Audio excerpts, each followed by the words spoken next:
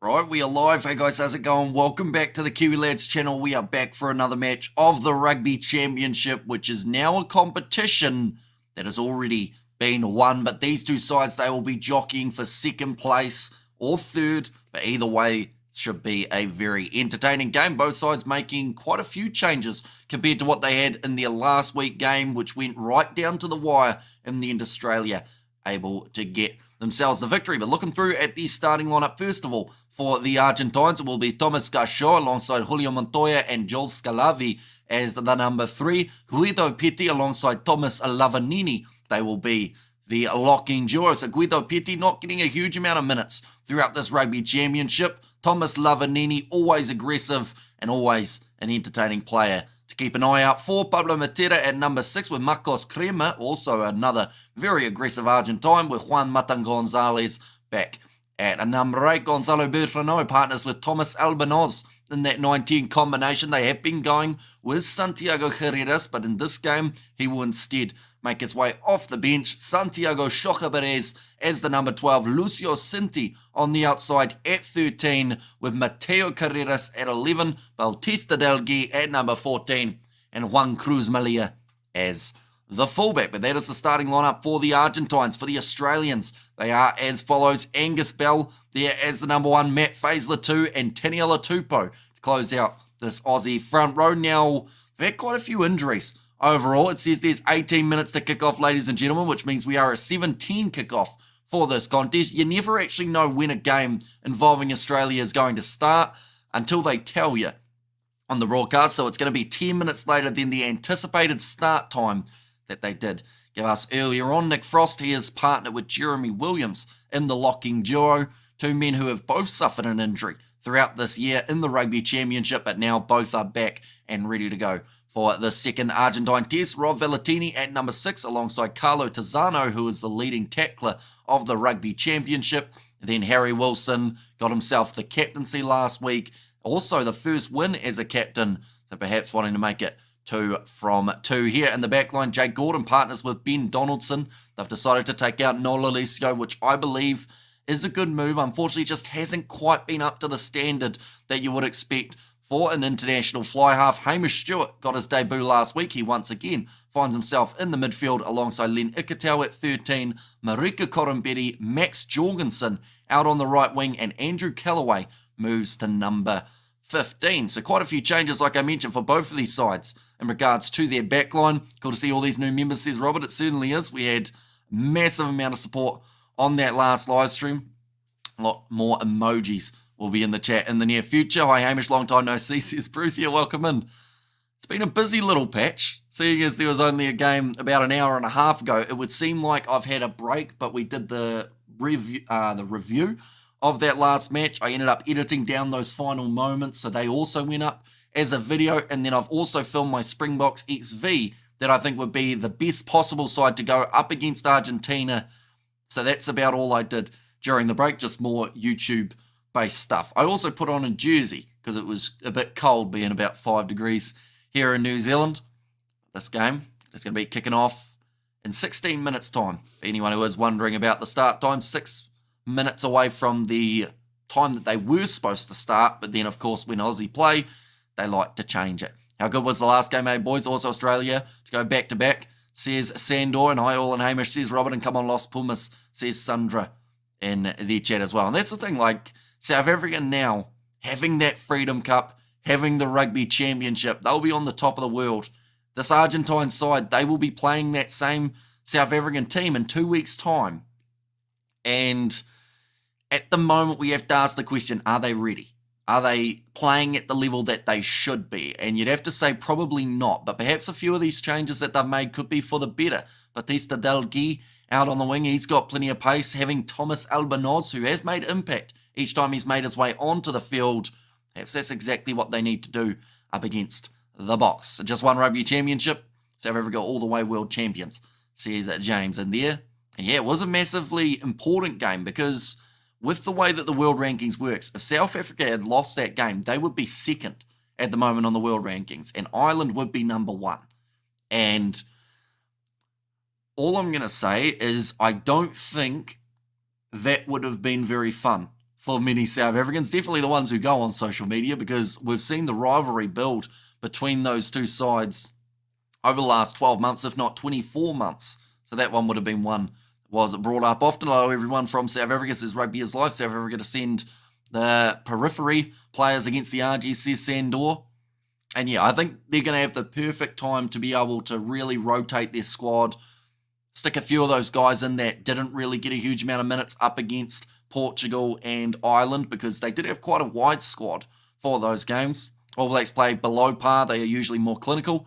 Says Sandra, yeah, I think both sides didn't really find their rhythm hugely in that game. Like, the intenseness of the game did make it maybe feel like it was a bit more like action-packed, but when you really think about it, and when I look through at the stats afterwards as well, we had a lot of stoppages, whether that was 26 penalties throughout that game, whether that was the maybe about 10 scrums, or I think it was maybe 6 to 10, somewhere around that margin of the scrums. You actually start to lose a lot of just running rugby time in that contest. So both of the sides had to try and adjust. And then, of course, that Springboks bench once again having that impact with the Malcolm Marx try. But Box play 5 out of 10. They're going to be lethal when they sort their nonsense out, says Sandor. And Hamish says it was stay hunky. Welcome in, mate. Hope you're doing well. Razor needs an 80-minute All Blacks team. Then he will be dangerous. I think he can still be the coach to take them to the World Cup, says Maritz. And yeah, they're very early on. And I think that the big talking point was the fact that even though New Zealand did not really find their feet in either of the games per se, like, they still had a lot of holes in their overall performance. They were still within 7 in both contests. So I feel like that's something, you know. But this last game, not scoring a try, that will be one that really does hurt them in the long run, I think, in terms of their confidence. The ref was against South Africa, says Rugby is Live. There were times that it seemed a little bit like that, although the ref, you could also argue, was against Ardie Savia. He did not like Savia getting in those breakdowns. I think he got penalised for 2 different things. And when you look at the replay, you go, well, I think Savia might have been right there. But 13 penalties against both sides. So it's one of those ones that, if you look at that stat, 2 yellow cards against both sides as well, it's more even than the first match, I will say, which was 14-5 in the penalty count. And hi, how are you doing today, says Yucca? I am doing very well. They're just showing Tom Wright there on the screen, injured fullback for the Aussies. Definitely not what they wanted, seeing as he had such a great Super Rugby Pacific season. Hopefully we'll be back for the games up against New Zealand, but I'm not too sure of that injury extent. Razor didn't even use all his reserves. What does that say about confidence in the squad? Morale will be less than low, says Sandor. Yeah, although, like, to be honest, looking at the lineup, they were never going to use those reserves. Like, it sounds harsh to say, but Sam Darry wasn't getting a game here. And even if he was getting 5 minutes max.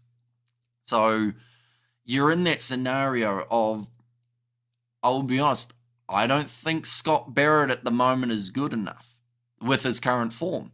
I think that New Zealand had the perfect opportunity to start an attack, and then he dropped the ball cold in the breadbasket, which then shut it all down.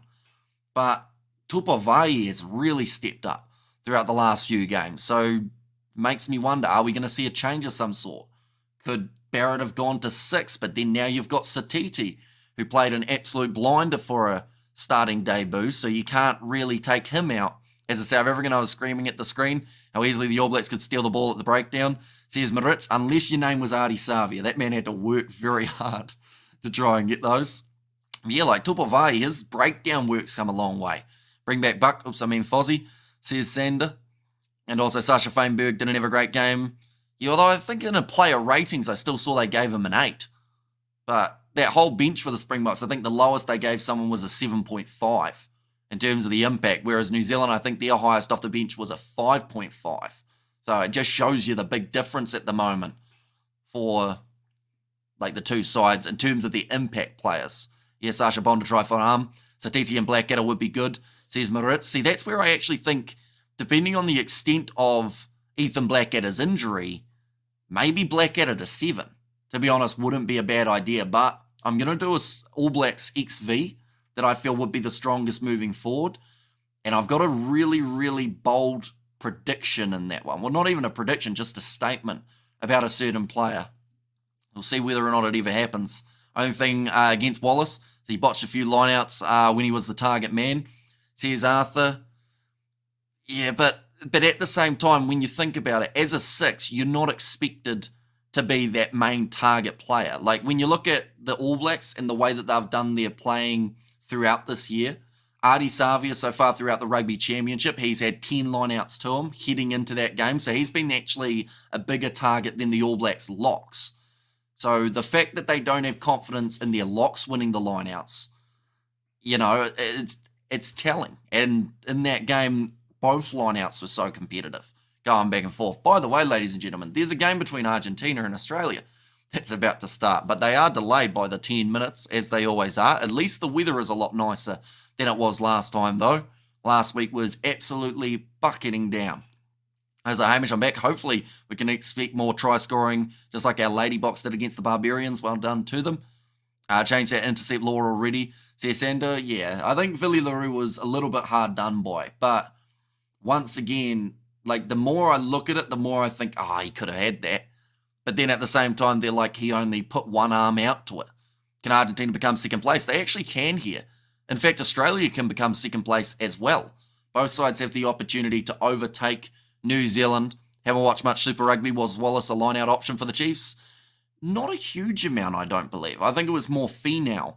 So that, because Wallace Satiti initially, like, this is, I believe, his first game at 6. At least in a very long time. Normally for the Chiefs, he was number 8. And they normally went to either Jacobson or they'd go to Kalen Boshier because of that extra height, Samapeni Finau or Tupavai, Josh Lord, those guys. So I don't think he's normally a line-out option, but the All Blacks, because they have this weird and wonderful idea that they need 50 options at line-out, they made him one. But looking at the Rugby Championship table, there we go. Currently, this is what it was before the game got underway. So New Zealand are now on 7. South Africa are now on 18. So that now means that whoever wins this game will go into second place on the Rugby Championship table. So a massive one for them here. There's actually a chance New Zealand are the lowest team in this Rugby Championship if Australia, in that case, if they won the Bledisloe. Which is now, like, I know that that's a bold statement, but it's not impossible. Can't wait for the URC, says Rugby is Life. Yeah, we're getting very close to the start of this competition. Bok versus AB's rivalries, or games are always super intense. Best rivalry in rugby. Take out a mortgage and put it all on the Aussies. Trust me, you'll thank me later, says Sandor. Both sides just about to do their national anthems, then we will be straight into the action for this contest. What kind of rating did Sam Cane get today? 5 out of 10. I think they gave him a 6. Or maybe they gave him a... No, I think it was a 6. I don't think you can give him higher than a 6. Satiti, I think they gave an 8. Will Jordan got a 5. Reese got a 4. Rico Ioane got a 5. I can't think of who else got real low. Cortez Ratama, I think they gave a 6. Maybe. Junia Montoya about to make his way back out onto the field. Hi, Hamish. If Australia or New Zealand lost to Australia, could Razor get fired? Probably not, because New Zealand Rugby have this thing that they do, which is chuck a whole heap of money at a coach, and then they don't want to end the contract because they still have to pay the coach because they can't sack him. So we saw that with Foster as well. They were saying about how they wanted Foster to resign so that they didn't have to pay his paycheck. No way Jordan is fit, says JYD. He looked off at fullback. I am still... Like, I get that he plays fullback for the Crusaders, but he scores his tries at international level on the wing. And when you got a guy like Severus who's only getting a 4 out of 10, like surely he's better out on that wing than Severus at this point. Oh, that's not far off. They will be back in evening. We'll listen to this. Thanks, Amish, says Jocelyn. It is greatly appreciated you being here for this one. Of course, we have got plenty more action that has come in today for this live stream. One moment, we will go like this, and we will go like that as well. But I should mention anyone who is new, be sure to leave a like and subscribe. Ratama was excellent, as were Taylor and Wallace, says JYD. Yeah, I thought Ratama's 6 was a bit harsh, to be honest, because the passing in the first half I thought was very strong. And then TJ slowed the game down big time, but it wasn't New Zealand's time to slow it down. That was when they had to try and speed it up, which is where, even though he doesn't have experience, maybe Noah Hotham could have been actually quite a strong option for them off that bench. And I know that this is bold, but even Finley Christie maybe, you know? And tough luck today, Hamish, but right now we've got your number. See, here's Darren here. 4 in a row, the longest winning streak for South Africa of the professional era. It's a pretty massive one, but we also made a little bit of history because it was our most viewed live stream outside of Rugby World Cups on this channel's history. And I think it blew it out of the previous record's water by about 100,000 views. So that's massive. TG was more concerned about shouting at the ref. Yeah, he got a warning in this game too. He was pretty much told, hey, if you keep talking, you'll be off the field. So at this point, if the bloke can't learn to shut his mouth, he's just got to tape it shut and just not be there, you know? I did realise earlier on, Grant, I missed your message about me saying a horrific statement about Mark Talia in the video as what you predicted, but no. Wasn't about Talia, but he wasn't in my starting XV, I can tell you that right now.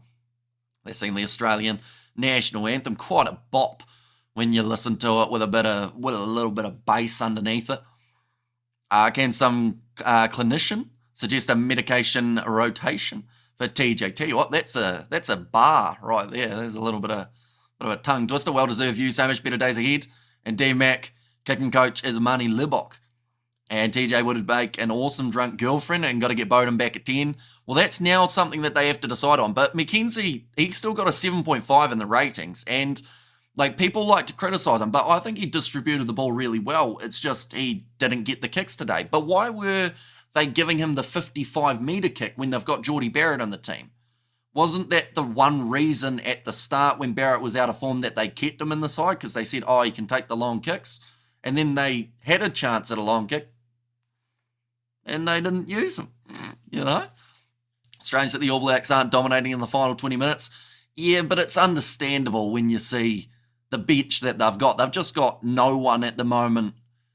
Like, I could go on for a while, as you can tell. I feel like there's plenty that I could talk about the Springboks as well in terms of what they need to do a little bit to improve.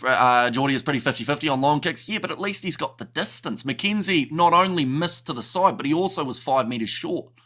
Like, anything longer than 50 for McKenzie, unless he really, really strikes it, like, it's going to be short. And Geordie did not fancy a long shot at goal. Yeah, but isn't that why he's there? Like, or else just go with the Anton Leonard-Brown Billy Proctor combo, which is in form. My sock on? I have a sock on. Wait, Sandor, go do what you do best and put your sock on. I got confused by that, to be honest, but I assume there's some sort of, like, reference that I don't get. Speaking of Caleb Clark, where is he? Injured, sadly. I think he could have made a big difference out on the wing for New Zealand in the game. If New Zealand loses to Australia, will that be the end of the All Blacks forever? Probably not. All sides have their up and downs. New Zealand are in a down at the moment. Need to do a video reflection for New Zealand versus South Africa post-match. Says Valami. We did a review of the game, but I feel like we didn't really dive into what we've dived into here. So, yeah. But then the problem is, it's okay to do it on a live stream because you guys understand that I'm not, like, saying it as, like, I'm not using excuses and I'm not, like, just trying to come up with reasons why the game happened that way, if that makes sense. Whereas if you do it on a video, the comment sections are relentless and they also pretty much just say everything that you say is wrong. Like, they'll say, nah. And that's why I like saying it on a live stream, because you guys are like, yep, or you're wrong in some regards, but we'll add to that. Whereas in a comment section, they just go, salty New Zealander, your team sucks, you suck, and some worse things that I cannot say. We have got, if your life depended on it, which AB goal kicker, past or present, would you pick to take that clutch kick? Probably DC. Unless it's at the end of a World Cup, then Stephen Donald, the Beavers, got to have it. But yeah, Dan Carter, I would trust the most. Once I'm done and I've wiped it off of the curtain, Takiaho and Roygaard will be welcome returns. Yeah, big time. Although Takiaho, like, this might not be as popular. Still national anthems, by the way, in this game, ladies and gents, which is why we're still talking about that last contest. But Takiaho, I don't think would have made much of a difference today, if I'm being honest. Like, Cody Taylor had one of his best games, I think, that he's had in a long time. 70 metres carried that he had out there on the park, also making a ton of tackles. But Taukei'aho would have played the Asafa Moa role in this game, which was not getting much of a chance because Razor doesn't want to use his bench. So, like, you can have all the talent in the world, but if you're not going to play them, there's no point, if that makes sense. Scrum last for president, says bystander. And there as well, Dan Carter has the best underwear in the world, jockeying the most accurate boot. Your team does not suck. You guys are building and getting used to a new coach. You remain a tough challenge and are doing the best you can. See, that's the kind of comment, Dylan, that you like don't get from people who don't watch the channel on a video, if that makes sense. Like, you just get brutalized. Like my Springboks XV video, that's going to be coming out probably tomorrow. I'm going to get a lot of stick on that one too, because people will say, you're not from South Africa, so you shouldn't have an opinion. Mate, are your feelings hurt? I'm pretty all right. To be honest, I should be a little bit hurt because I'm from New Zealand, but I haven't stopped smiling since the end of the game, which isn't good, you know. Barrett should have taken the kick. Whose fault? Captain or coach? Yeah, see, that's where maybe, like, I don't know, did Scott not want to give his brother the boot? Scrum less, you have a fan. Well, Argentina on your poll to win by a lot, 60%. It must be a heavy headache for Australian fans. Yeah, although we're in the same boat of last week. Argentina had the opportunities to win. They just didn't take them. I feel like this game, you know, if they're more clinical, they actually could put something together here. I, for one, will be commenting, who's a racist, says Grant. 2 results inside of a try to the world number 1. Don't catastrophise yet. That's a big word, mate, for this time. What is it? 7-12. Catastrophe. I know it's catastrophe, but how do you say it with the ZE on the end? Catastrophize? Is that how you do it? It's a good word, Gus. That was in a crossword. I'm not getting it. Now just about to kick off. 10 seconds away from the start of this contest.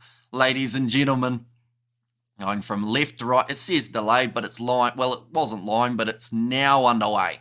Argentina with Thomas Albanoz to kick us off for this contest, and nicely taken by the Wallabies. A big run from Jeremy Williams. He almost went straight through the first initial gap.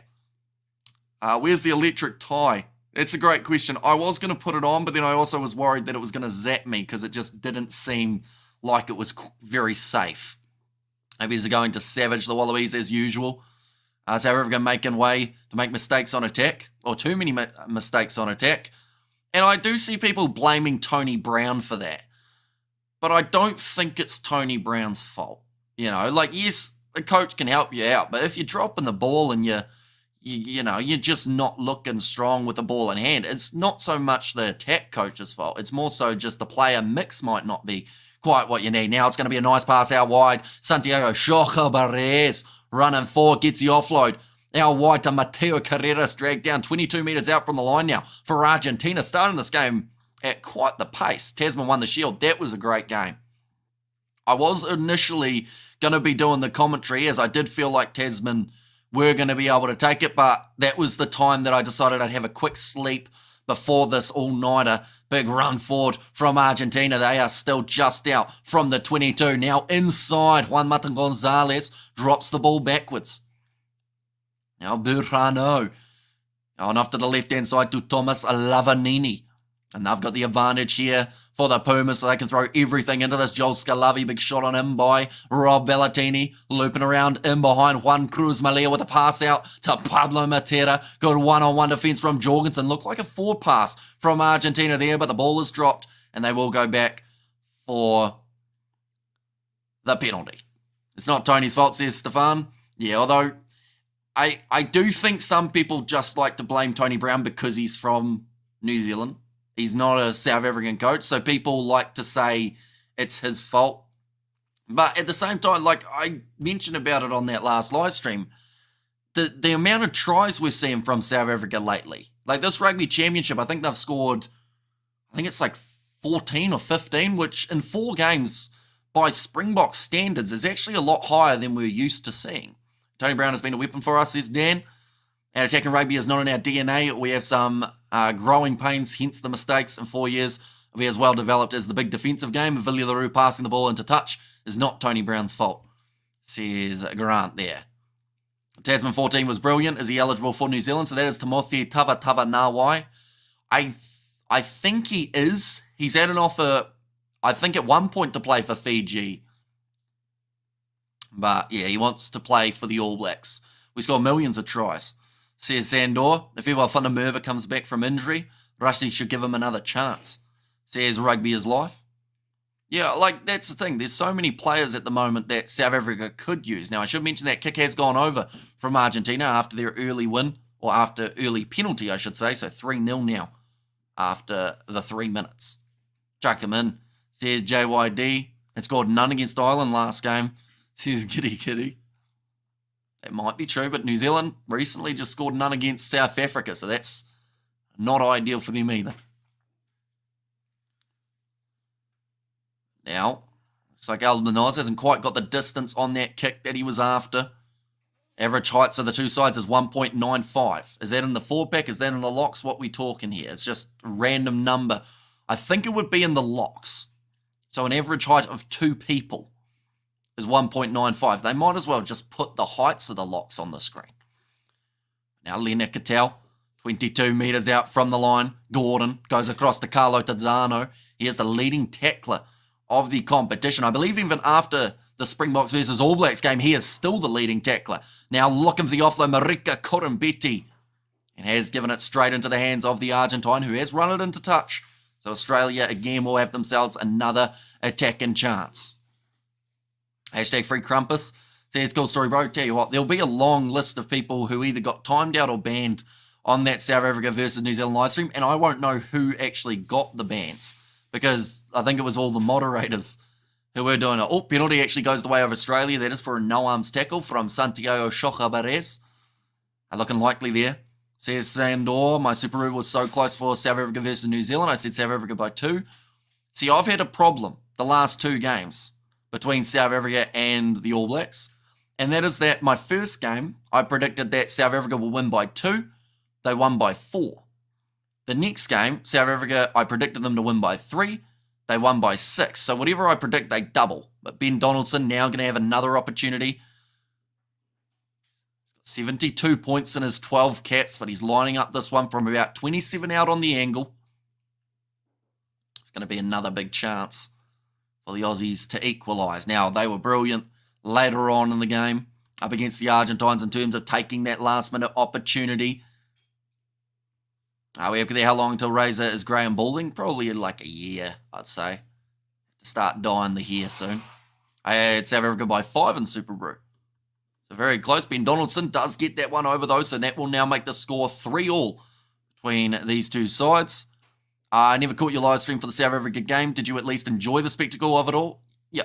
Start to finish, it just had that test match feel, which I feel like New Zealand and South Africa just know how to create the atmosphere of. But yeah, overall, like, yes, there were a lot of errors from both sides in that game, but I still thoroughly enjoyed it. You guys in the chat always make them extremely entertaining as well. Someone said that at the start of the game, they were like, Wallace Satiti, Peter Steph-Toy is going to make him want to be breastfed or something, which was an interesting one. That was probably a comment that confused me the most on the stream. But then Satiti had a blinder, and actually I think you could argue played better than Peter Steph-Toy in that game. At Argentina will win the penalty.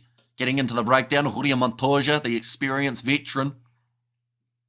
Cortez is an outstanding defender. He's like an extra Lucy, says JYD. Mod timed me out 2 times long. Yeah, I can only apologise for that. I don't know what you said. It could have been really bad that maybe you deserve one. But yeah, like I'll have to go back through and probably look through the banned list at the end of today and work out who shouldn't be banned and maybe just caught astray. Hi, Hamish says, Aniki, welcome in. Argentina kicking this one towards the touchline. It's a good charge down from Thomas Lavanini initially to stop Australia from getting down the field. We're already 7 minutes in and they've gone short there, Argentina, to the front of the line out. Julia Montoya, again, is going to be dragged down 20 metres from the line now. Lavanini, very short ball to Crema, who was not expecting it there. Assaulting New Zealand mods confirmed. Hardly any of our mods are from New Zealand. Fun fact. But now, nice pass off to Jorgensen. Now, Lena Cattell stepping around the side of the breakdown. You've also got to remember, the game was on at 3 a.m. So, like, not many of the New Zealand ones were here anyway.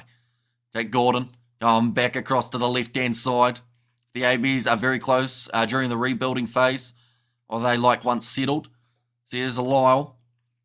Bit of a handling error there from Nick Frost, but he manages to regather now. Angus Bell crashes forward. Jake Gordon goes back across to Ben Donaldson. Daniela Tupou looping around there. Nice attacking from Harry Wilson. Now Tupou, a little bit of a rough pass, and there was a knock on in the process. I don't watch Union. How much to try with? 5 points, says Jerry. So just from that, Jerry, I would say the best question to ask is how much have you bet on for this game and who have you backed? Because normally when people don't know how many points they are, it means that they've put a bet on this game. So do let me know. Who'd you back in this one? I bet you wish you had $1 for every time someone asked you to show the game. I'd have enough money to show the game if that was the case. I live through PDV. I'll slag off any coach, says Sandor. Hamish has said something like, if you hit the likes and sub, Hamish won't change gender. Oh, yeah, no. Some people might not like that one. One of the moderators obviously wasn't a fan. You got to pick your audience. But you're probably lucky that you didn't get a ban in there. But if you had, I would have just unbanned you. Afterwards, only banter in the climate, reading the room, says bystander. And look at that, play Aussie looking confident. They're going all right so far, the Australians. A lot better in the dry conditions, I will say. If the Bledisloe Cup is played in dry conditions rather than wet, Australia, I believe, have a bit more of a chance. But if it's pouring down with rain, we saw New Zealand get 42 points in a game in the pouring rain. We saw Australia almost concede that many. Now, 9 minutes gone. Ball going to be fed in by Gonzalo Berrano. I watched Rugby League, just had some money left and placed it on anytime try scorers Montoya, Delgi, and Carreras. Is that as a multi, like as all they need together, or is it individual bets? Alistair Kutsia is way worse than Peter de Villiers. Tupou run into touch there. Do you remember how much we got laughed at because of P. Divvy? Good morning, Kiwi Lad. Welcome in, mate. Hope you are doing extremely well. Who's the ref? It is a French referee, or he might be Italian, actually. Nah, he's French. I just heard him. He's got that on me. That kind of... That's not actually a French word, by the way. That's just me impersonating what people hear. Alistair could put a sentence together. Says Sandor. Together. Ooh, okay, so you're thinking Argentina are going to score a few times. Tell you what, they've got a chance here. 22 metres out from their own line, passing it out to the left-hand side. Nice step there from Bautista Delgui. Going up the middle. Marika Corumberi once again making a tackle around the chest. I think that guy's scared of legs. That one's going to bounce out the side. Jake Gordon now going off to Angus Bell. Trying to fend off one and gets a good shot on the face of Thomas Albanoz. You should make a gaming channel where you predict sports games. Where I predict sports games, as in like future games that are coming out, or predict like the score of the games in the game. Maybe. And Kotsia couldn't put an attacking move together. And we should put Joey Manu in the centres for the Northern Tour. I think they still need changes. Like Rico Ioane, yes, he played all right last week, but this game, he was so much like, or there were so many times that he was out of position, and he was just behind Damien McKenzie, about 1 metre from him, and kept getting in McKenzie's way. So, like, something wasn't working. And I don't know whether that's the Chiefs and the Blues and the Hurricanes. When you think about it, they had a lot of different teams all scattered throughout their backline today. Looks like Marika might actually get in trouble here for his high shot. They are just checking it. Okay, it's going to be play on. Must have been just on the chest rather than the neck for Marika. And de Villiers was good. 3 wins in a row against the All Blacks. Another win against New Zealand. And New Zealand, after a 10-year slump. The British and Irish Lions and a terrible ref in the quarterfinals. 28 degrees there. Someone will tire out. It's crazy how quickly the weather can change, though, isn't it? In terms of, we've gone to this game, and it looks perfect rugby conditions, whereas you look at what happened last week, and it was absolutely awful in terms of the amount of rain. Sorry for my ignorance. Is there only one game for the Bledisloe, says Lyle? It is 2 matches. So New Zealand have the cup at the moment, which means Australia would need a draw and a win or 2 wins to be able to take the cup back, similar to what we saw for South Africa in terms of how they were able to get that Freedom Cup. It used to be 3 matches, which always made a lot more sense when it was 1-1 in a few of the series, but just the 2 matches now between the sides. Australia have a free kick at scrum time. They are 40 metres out from their own line. What are they going to decide here for the Aussies? I feel like they might just boot this one downfield. We go now, says the ref. In other words, that translates to hurry up. Now into the 22, and well taken by Juan Cruz Malia. If he's so good, maybe he should replace Razor, says Sandor. People criticising him for having the players coaching / in charge, but that's a sign of a good coach. You got that type of team. Why not let them have some autonomy? You know what, you guys are using big, difficult words. Even though autonomy is only 8 letters, it sounds like it should be about 13. Now 13 minutes into this contest, that was a brilliant transition, even though I didn't mean it. Lineout, number 13, also now has the ball in hand. Jake Gordon, flat run from Matt Faisler. In fact, it's Carlo Tazzano this time. Now going off to the left-hand side, it's wide open on the outside. Here comes Donaldson. Gets through, couldn't find the offload to Gordon and just throws it to Julian Montoya. It's as if he decided that because he didn't pass it at the right time, he might as well still throw it to see if somehow that man was still going to be in support. Max Jorgensen near the touchline. Brilliant offload. Gets it to Donaldson. That was almost head-on-head for Matty Faisler. Now Gordon, across to the left-hand side. Great step from Angus Bell. This is elusive from the big loose here, prop. 5 metres out from the line. Harry Wilson diving in off his feet. Could have got penalised. Valentini gets a couple metres out. Thought about reaching. Marika. Oh, he's blown it, Marika Corambetti. Man's bloody awful at times, isn't he? That's going to be the try. Wait, no, it's a penalty against them. Wait, no, it's not. What's the referee deciding here? It sounded like he was given a penalty. Now he's decided it is a try. Now it's a penalty. Or is it a try? What's happened? Brasset has changed his mind 5 times. He's shaken his head and he's just gone like that. As if to say, I don't know what's happened. It's a try. Okay. We just had to wait for some players to clear out of the way. Who scored? It was Carlo Tazzano. In that case, I don't get the 1 minute kick thing. You're really trying to save an extra 30 seconds per kick of the post. What on earth for? I think that someone made a very good point on the last live stream. And that is, like, you can have a shot clock if you really want one for a kick. But why not just turn off the clock when they're kicking? Because teams only use the 1 minute when they're trying to waste time. So if you took away the factor, like people would take a kick before 1 minute if they knew that that wasn't going to take any time out of the game. But you'd still need like either 60 or 90 seconds just to make sure they don't just stand there waiting for their forwards to recover. But like just turn the time off is the easiest way of dealing with it, because the only time, like I said, the only time we see a minute is when people want to use up more time, when they're either in the lead or they're trying to catch their breath. Does the referee wait for money in his account? Says Robert. And mate, Aussie looking full of belief. Says Sandor. Yeah, currently leading this game 10 points to 3. The first try of the contest coming for Carlo Tazzano. Now Julio Montoya though, straight back into it. Guido Petty gets the offload to Thomas Garchot. They're 5 metres out from the Wallabies line now. To the left-hand side, Joel Scalavi gets close. Now Burrano. Back to Thomas Garchot, and it's stripped from Angus Bell, but they'll go back for the penalty again. Ernest, you're smashing the commentary today. Thanks, fabulous. Says Roof, little bit of push and shove. There's always feeling between these two sides. Let's get a little bit feisty in Argentina. Try saver, says Sandor. Yeah, massive work, but might have been a penalty. It's this whole thing, people like JK keep spouting about the game is going on for too long. We're losing supporters because of it. And meanwhile, NFL is on for days, not just diminishing at all, says Gareth.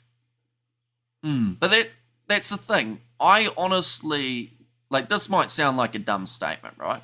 But I do think if you took away, like if you turned off the clock, then you'd actually probably work it out that it's about the same amount of time anyway. Because people would take a kick in 20 or 30 seconds rather than waiting the minute. So then every time that happens, you got 30 seconds plus. Like, yeah, I don't know why we're not allowed. Like, I don't mind a 2-hour game of rugby if it's like not because of all the stoppages, you know. But if the time's off for the stoppages, that's a try for Argentina. Marcos Crema has just scored, just the tap and go for Argentina was successful.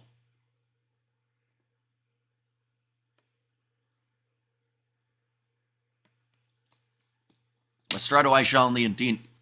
Argentina not wanting to mess around, getting the tap and go going. Lavanini did run in front there. I would argue that that's a no try. Because Thomas Lavanini was in front and he pushed Harry Wilson out of the way, which then left the gap for Marcos Crema. If I was a TMO, this would not be a try. But we'll find out what happens. This is going to be a try fest. Says Sandor. Yep, now they're going upstairs. They're going to have a look at it. I used to get a bucket of sand to place the ball on. Says JYD. Hi, Hamish, I'm back. What a game we witnessed between South Africa and the All Blacks in Cape Town. South Africa walk away with the Freedom Cup for the first time since 2009 and retain top of the rankings. Go the Bok. Says Marnus. Right, they're checking here. They're saying whether or not Lavanini's run through. And the thing is, even if he didn't impact it a lot, because he's in front of Crema, that straight away gets you in a lot of trouble. You managed to calm down after the previous games. He's on the right. Yeah, I think I've mellowed out a little bit. But that's only because I've done like a couple recordings and whatnot in between. So I almost get out of commentary mode. But now I'm kind of back in it. But I'm wearing a hoodie, so it feels a lot more casual. You know? But they're just checking this one. Yeah, Lavanini makes contact with Wilson. And even if he didn't completely stop him, right? It's still, because he's in front. He's a... Okay, we've got a French referee and a South African TMO, and it sounds like they don't actually know what each other are properly saying. He impacted the tackle, so that is going to be a no try. In this case, ladies and gentlemen. Argentina looking really good, though, getting straight back into it almost. But because Crema did go exactly where Harry Wilson was, and because there was contact beforehand, that is why it's disallowed. Is that the Port Hills behind you? There's Cape Town Stadium. I decided to leave it there just because it looks nice. The score for Australia was Carlo Tizzano, who managed to get the try. Right, it's going to be no try, 18 minutes in. Crowd aren't happy about it, but unfortunately, if you do have a man out in front, and he makes contact, that pretty much gets everything disallowed. We've seen it before in games where you have about 2 or 3 phases, but because someone was in front initially, they've gone back for a bucket of sand was banned. Someone once kicked the bucket. Says Bruce. How was old Mr. Itchy? He'll be a happy man. He actually watched that game with his dad rather than streaming it. I remember he was telling me about it on our last recording session. We're also talking about doing some sort of finale, though, for the Rugby Recap podcast. Tim's getting very busy with his university work. He's doing his thing, which I can't remember what it's called, but he's doing it. So I think we're going to have one big final Rugby Recap podcast at some stage. I don't know what to do for it, though, whether or not we do it as a live one or whether we do it as like some sort of special occasion. But, yeah, the podcast hasn't exactly been happening lately, but we still had time to do the predictions, which is quite cool. Now going to the left-hand side here. Well, in fact, no, that would be right, because if he went left, that was going to go into touch. Bertrano now rolling this one back. And the 7 says JYD. 7. Yep, so Carlo Tizzano, yep, number 7 for this game. Also leading tackler. He's a busy boy. And it's quite good to see him at international level just because he's done some real good numbers throughout Super Rugby Pacific the last couple of years. But of course, when you have Michael Hooper normally in that 7 jersey, you just really struggle to get any sort of minutes. Jack Gordon goes across to Rob Vellatini. Australia with some renewed confidence after last week's win. It does seem that way. They're actually shifting the ball really nicely here, but that's also because of Donaldson, I believe. At 10, not only is he willing to run, but he's willing to just wait that little bit longer, whereas Lolesio, I still feel like he really panics under pressure. Gordon milked that like it was a cow for that penalty in the breakdown. He said he was not rolling away. Looked like Jay Gordon was trying to mount him. And personally, I love the grit the Pumas show, especially at home. The Wallabies will beat the All Blacks. So here's Manny M. You've gone from saying that the All Blacks are going to win all their games this year, Manny, to now saying that they're going to get beaten by everyone. So what's happened? I know they've lost a few. Well, you do a predicted XV with Rugby Itch for the Springboks versus Argentina, but you can have this week off because the next round only starts in 2 weeks' time. We will have our normal lineup predictions, and those ones up against Argentina will be very interesting because I think that they've got to rotate their squad. They've got to give some more guys a chance. Fair weather supporter. And I was wrong, Hamish. There's a Manny. And Hamish, what the hell did All Blacks was doing in that game? Also, I back home with my wife and my dad with me too. Says Brandon. Yeah, the All Blacks just didn't look great. But then saying that, like South Africa also didn't look fantastic either, but it was just more of the case of who was going to make the least mistakes in the important moments. Another penalty here for Australia. At the moment, we've had quite a bit of start-stop in this contest in terms of penalties and things going upstairs, but we're already 21 minutes in. AB's been in Wallabies in both games, and maybe both games with a bonus point. And Aussie looking very good, says Sandor, and they will have the opportunity to add another 3. This will give them a 10-point lead, but as we know from last week, 10 points is not enough. Ask the All Blacks. It's probably harsh. They're probably feeling it enough already, aren't they? But chance to add the 3 points. We do predicted XV next week or this week because the next round starts in 2 weeks. So we will be doing it the week of. So normally me and Tim film on Sundays. So we'll be filming the next Sunday that's just coming up, like in 7 days' time. But I've already film my Springboks XV that I feel is the strongest that they could go with up against Argentina, but not so much what I think they will go with. So hopefully I've explained it well in the video so that people don't go, there's no way they'll do that because they will rotate their squad. Hopefully people get what the concept is. But I've learned that that's quite tricky to tell. Wallabies are improving, says Manny M. You've had a good start to this game. 13 points to 3. Trying to sell me a ginger beer. Crafted over 3 days in Australia. Got a kangaroo on it. But now kicking it off. Argentina going from left to right. Nicely taken by Lineout. Tries the step, gets out of the tackle. There's been a lot of missed tackles in this match throughout the first 23 minutes. My dad have to be with someone for weeks, so I take him back my place. The next week he back to normal. Still have to take stuff for his sickness. So here's Brandon. But it is good news that he is out of the hospital now. Gordon kicks high, almost charged down by Lavanini. Marika Koromberi charging in.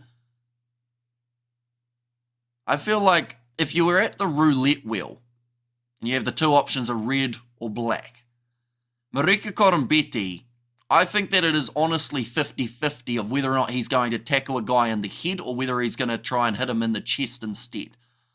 Like, honestly, your odds aren't too bad either way. But it just, like, you know how on the roulette wheel there's the one that's 0 or 0-0? That's the chance of Marika tackling at a normal height. Currently, I've managed to get the turnover. Marika Koromberi plays halfback. Goes across to Donaldson. Hamish Stewart kicks it in behind. This is going to bounce favourably for the Australians, but just stays in the field of play for Juan Cruz Malia. Looks like he's got either a bandage or some sunscreen on his nose, but either way, he's going to be trying his best to avoid contact with that nose. Bertrano going off to... They're probably not allowed sunscreen when you think about it. But then saying that, why not? You've got to be sun smart, don't you? Only if you're playing in 28 degrees. It's a big shot on Kremer. I think Rassi will completely rotate the team because in these such games, because you already give other players playing time. If you already secured the Rugby Championship title, and Argie's really drank all their fight and telling away after their round 1 win. Unfortunately, that's what they do, though. And that's what Argentine supporters have been asking for so long, is consistency. Sagi has said, I'm from Kuala Lumpur, I should say. Welcome in. If you are keeping well, do I get some Guinness for this game or no? Depends. What's the time where you are? It's probably the big question. Could have given Australia Leon McDonald. Says JYD. Wait, could have given Australia Leon McDonald and ridiculously let Schmidt go? Oh, okay, I get you. I was confused at who you were talking about because I was thinking, well, Leon McDonald is with Australia, but you're saying about New Zealand. But then Joe Schmidt for New Zealand didn't want to be a head coach. Can we do a poll for the Guinness? It's currently 8:41 here, says Dylan. I think that that's an acceptable Guinness hour, I would say. Now going off, Angus Bell making the step. And across to Carlo Tizzano, the one try scorer in this game. Tani Alatupo drops his head and tackled by Juan Cruz Malia. Going to be dropped backwards, Marika Kurumbetti. 40 metres out at the moment here for the Aussies. Kicked high from Noah Lolesio. Waiting for this one to come down. Jorgensen can't take it cleanly. Thomas Gusho knocks the ball on. I fully recommend, or I'm looking forward to the Rugby League World Cup in 2026. Now we have got there, I'll give Razor until 2025 to get his act together. And also the Hamish emojis from Manus in there as well. 26 minutes in. And now bringing the water out. Who scored for the Aussies? It was Carlo Tizzano. And yes, says Phineas in there as well. Referee also getting a few beverages. Go, go, says Phineas. That first 26 minutes went very quick, though. Then saying that, they did start the game a little bit later. Yeah, Juan Cruz Malia looks like he's got his nose held together by tape at the moment. And it is quite interesting when you see these players, and some of them have the visual representations of their injuries, but also some, you know, other than the occasional piece of strapping and whatnot, you just don't know. I remember talking to Norm Maxwell, and he always said that no matter who you were playing with some sort of injury, like a little one. And then if you ended up injuring something badly, normally when you come back, you injure whatever the opposite to that is. So if you injure your right knee, you come back, and then because of the left knee having to take all the slack, then that's normally when that knee does end up going as well. You know, Juan Cruz Malia, it's pretty obvious that his nose is messed up because he's got it, a big bit of tape on top of it.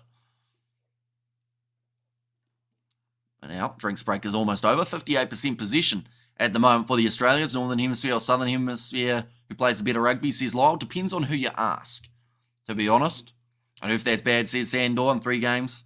At 2025, okay, we only lost 2 games, giving him a break. If Oz wins here, this is a good turnover or turnaround for the sport here. Although they have to win 1 up against New Zealand as well. Because if Australia can finish second on the Rugby Championship table, that is massive. For not just Joe Schmidt, but also, like you said, rugby union in general in Australia. But if they win this game and then go on to lose 2 up against New Zealand, and then they finish, like, 3rd would still be all right, but I feel like people want to see a big statement from this Aussie team. This game feels faster than the Cape Town game, says Clinton. We've had quite a few less stoppages, I think, so far. And this one, like, we haven't had as many scrums. Well, there's just something about it that feels like it's flowed a bit better. The South, and I'm a Northerner, says Anthony. New Zealand and South Africa do the heavy lifting, and springtime drinks breaks, says Annoy. And I'm English, and I'd definitely say Southern, says Nick. Of course, the URC, going to be starting up relatively soon. We will be doing the coverage of that on the channel as well. Anyone who is new to the channel, of course, be sure to hit that subscribe button. Gonzalo Bertrano going off to the left-hand side. Santiago Shoja Perez putting it in behind. Nice backline movement coming from Argentina. Mateo Carreras, he's got a lethal step. But he can't get round Len Ikitau. And just to grab the ankle. Bertrano goes across to Pablo Matera. Gets through one. Finds the offload back to Thomas Albanos. Thomas Gasho. Jeez, there's a lot of Thomases out there on the field at the moment. Passed out wide to Marcos Crema. Tries to run through Marika Corambetti. Bertrano goes across again to Guido Petti. In fact, this time it's Lavanini. What will Razor do next? Probably fly home, I would say, after finishing what he has to. Of course, Schmidt has arrived.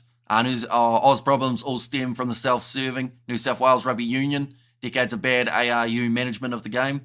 Says Hanoi, that's a big shot coming on Thomas Gasho. The kick is charged down in Australia now. Once again on attack, Marika Corambetti doesn't often kick, but he's got a decent bit of that one. And goes into the Argentine 22.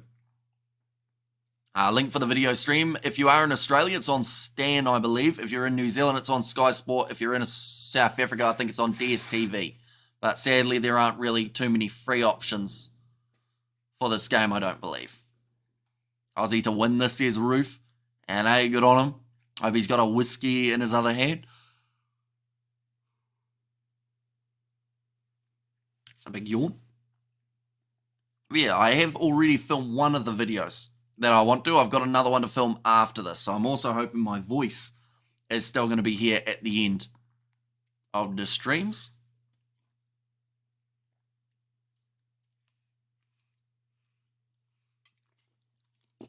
Australia on attack with Rob Valentini. Jake Gordon. That's a big shot coming in on Nick Frost. Can we just instant ban for asking for stream? Are you showing those questions? No. Because in some cases, like, some people are just genuinely, like, curious about where they can find it. Jorgensen with the inside ball. Back to Andrew Callaway. And Australia are now 18 points to 3 ahead. They might just check this last pass to Callaway to make sure that it was backwards. But yeah, some people who have come in, who have asked where they can watch the game, or if we're going to show the game, have become long-time viewers of the channels for multiple years. But it's just more of the case of, like, there's genuine... Like, some people do it knowing that I can't show it, and they just try and make me show it. But some people come in genuinely curious. I hope the lads took my advice and put it on the Aussies. Hello, my name is Andrew. Says, not Warren, but Andrew. In this case, welcome in, Andrew. How was that South Africa versus New Zealand game? Says George, very entertaining. Back and forth. And once again, Cape Town just doesn't allow for a whole heap of points to be scored. Someone mentioned before that the most points that have ever been scored between the All Blacks and New Zealand, or sorry, the All Blacks and the Springboks in Cape Town. Ben Donaldson's going to get timed out here. Unless the shot clock is slightly wrong. I think it was, though. That kick has gone over, and that will make the score now 20 points to 3. Angus Bell, man, pretty good, eh? I love a running prop. Can I watch the game or only the commentary? Just the commentary on this one. There should be highlights up on the Rugby Championship YouTube channel after the game, though. Am I an Australian yet? That depends. I feel like to be an Australian, you really got to commit, you know. There's plenty of things you have to do. There's going to be a landslide, says Sandor, and Messi or Ronaldo, says Andrew. I'm not that, I guess, bothered by, like, because people always say that those two, who's the GOAT, but, like, for me, they're both good players. I've never really committed to either of them enough to know how good they are fully. I've used them on FIFA before, but, like, in terms of, like, who's the better one, you know, one of them's got a World Cup, but one of them has also got quite a few other achievements as well. So, oh, it's a beautiful ball to Mateo Carreras. And that is a great try for Argentina. Try for Australia, says Lena. And now one coming back for the Argentines as well. I know you just accepted, or you get accepted like crowded house, says Dennis. And just as I say that, the Pumas score. And we have got the, oh, beautiful by the Argies. But yeah, keeping that ball in was Juan Cruz Malia. Australia missing touch with it. And then from there, the big man, Pablo Matera, running it forward. And then gets that offload away to Mateo Carreras. That will build their confidence. And that's now twice in a row that right after Australia have scored, Argentina have either scored or been extremely close to scoring. We've got to remember that first one disallowed. But that was straight after the first Australian try. So it just seems like at the moment, if they could find a way of scoring before they've conceded, that would be pretty handy for them. Lining up this one, Thomas Albanoz, I should say, has managed to get that kick over. 31 minutes through now, and the score 20 points to 10. They need that, says Lena. And Argentina have to win both games with max points against the box and win this one in the same manner. It's over. Just a formality now. Nice to be champs with 1/3 of the competition still remaining, says Jacques Smith. But yeah, it's now more of the question of how high can South Africa get in terms of those numbers. Because yes, they will want to go experimental up against Argentina, but at the same time, like, you can't afford to lead or lose either of those games. Because if they do, then they lose their number one ranking in the overall world rankings. And Ireland would go number one until November. And Aussie front row have done okay in open play. Says Annoy now passing it out wide. Argentina, big fin coming in. Nice run forward from, it was Lucio Cinti. I wouldn't be surprised if we drop one against Argentina, says Sandor. I think it's definitely going to be that Argentine defence that either wins them a game or makes them lose by a lot. 2017 side was good. Lobotomy not essential, but advised, says Dennis. Now going back across to the left-hand side. Argentina, they wouldn't mind another try before the end of this first half. Mateo Carreras just always throwing himself at the line. He'll be more than likely facing at some stage throughout those next two games, Chisel and Colby. And 10-20 bruv. Now, looks like it's going to bounce into the hands of Harry Wilson. He's gone almost for a 50-22 attempt, but that ball's just going to keep on rolling into the in-goal area. Juan Cruz Malia will force the ball down. He's gone with the little grubber. It's gone the 10 metres. It's a risky one, but it's worked perfectly for him. Or at least it made him a few extra metres. 2017 AB's robbed of the Lions' victory. Razor, let's get serious. You're okay, says Ruth. The 1995 World Cup All Blacks were the best, but they lost. Says, good story, bro. Where's that come from? What are we talking about here? Did I miss one? Oh, what about the All Blacks of 2017, I think was where it was. So there might be a bit of an injury here for Matt Faisler. Oh, now he's back to his feet. Might be all right. And it won't be Cheslin. It will be Edwill. Cheslin will remain in South Africa. Says Kangawo. Do you know when Rassi will announce his travelling side, Kangawo? Because I know that it will be soon, like probably like the next few days or so. But do you know roughly, like, is there any word on the street in South Africa of when it's going to be? Wallace Satiti was brilliant. He had a really strong game, Satiti, which was great to see. There's still a few things that need fixed, though, for that All Blacks loose forward trio. But Satiti, I think, has cemented himself as a chance of the left. Tuesday, normally. Yeah, see, they normally do their squad or their lineup announcements on the Tuesday, don't they? So I wonder whether or not that will be the same for the squad announcement or whether it would be slightly different. The box of the best in the world, says Yolandi. And how are you doing? Says Warren, I'm doing pretty well. Currently 7:54 a.m. We've done another all-nighter. If we can stay on top and bag a third World Cup in a row, this will be the greatest Springbok outfit in history, arguably one of the best squads in history, period. Says Jacques. Yeah, they somehow have improved a bit, says Annoy there, and the box of the best in the world, says Yolandi. Argentina, they've won themselves another penalty now. They are about 25 metres from the try line. Don't disagree, Yolandas. And thanks, Tim. Here's Ruth. This one will be about 7 metres out from the try line. And I managed to catch up with the best rugby commentator I know. How you doing? Says Akara's doing very well. It's been a hectic day so far. We set a record on our last live stream for New Zealand versus South Africa for the most views on a live stream outside of a World Cup. And in terms of the numbers, I think it's even. If I just have a look now. It's actually at the moment our third most viewed live stream. It has more than France versus South Africa in the Rugby World Cup, If it receives another 15,000, it will be higher than England versus South Africa semi-final. So it just shows that there was a lot of interest in that game. Sorry that I'm lagging, ladies and gents. I should have fixed it now. It was just when I was in that separate tag. And as Presser said, he said the players already know pre-AB's game who are travelling and who are staying in South Africa, so don't see why he would delay the announcement. Would expect it soon.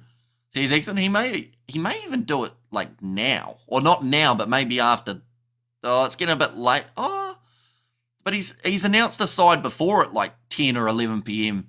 South African time, hasn't he? So maybe we could see it announced in the very near future. That's where I wish I knew what times the press conferences are, because that would drastically help in terms of knowing what changes they're making. And Box will one day face the same problem as England, how to pick the best guys in the country from a large player pool. Looks like Argentina are going for a quick tap and go again with only 3 minutes remaining. Both games New Zealand could have won. Whether Box got lucky, let's be honest. Says George.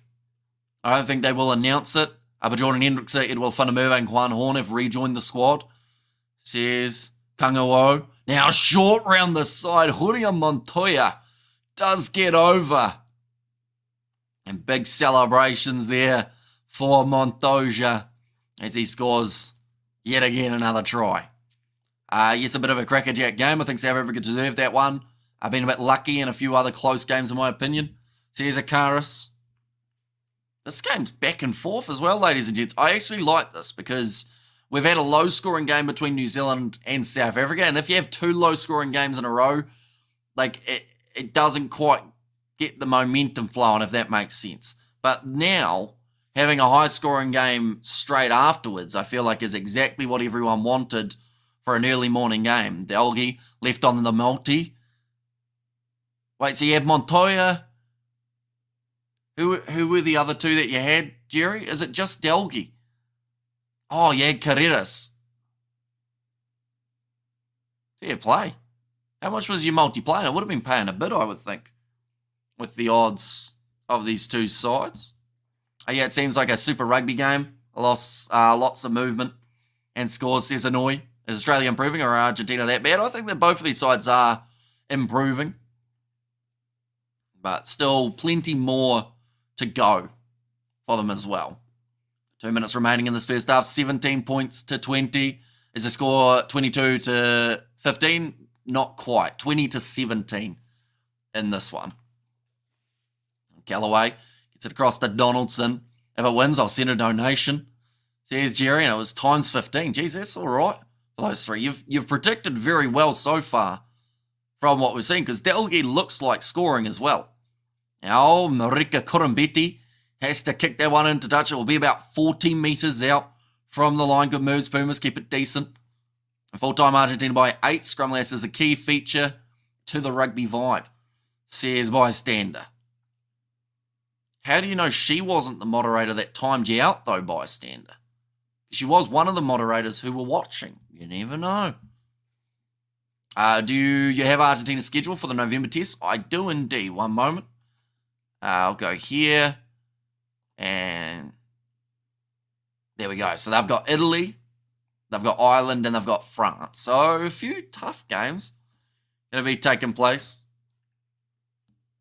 I was just checking the Springboks website to see if they had said anything about some sort of flash announcement that they were going to do. But yeah, they've got some pretty tough games, Argentina, in those upcoming matches. And Razor has to give these guys their chances sooner or later. Just like Rassi took the chance with Sasha. If New Zealand can select their foreign-based players, they'll be right back, even closer to the top of the pile. And just my opinion, but when Ray was playing the box, we're scoring heaps of tries. Ray and Danny Gerber scored lots of tries for South Africa. That's why I said what I said. Says Kennewick. Now going off to the right-hand side, Gonzalo Burrano. Inside ball goes off to Juan Matan Gonzalez. I'll be honest, I'm looking around for Batista Delgui at the moment, and they might go to his wing. Pablo Matera on the short side. Wanted to reach out. He was short, and I think he's knocked it on there. Matera got a little bit greedy. Thought he was closer than he was. Didn't the AB supporters almost demand Razor be the next coach? The man could do no wrong. And now they're almost calling for his head. Razor's just starting out at this level. He'll suss it out, says Stefan. Yeah, it just shows how quickly the rugby world or the rugby community can go against you, doesn't it? Because the likes of, the perfect example is Jesse Creel.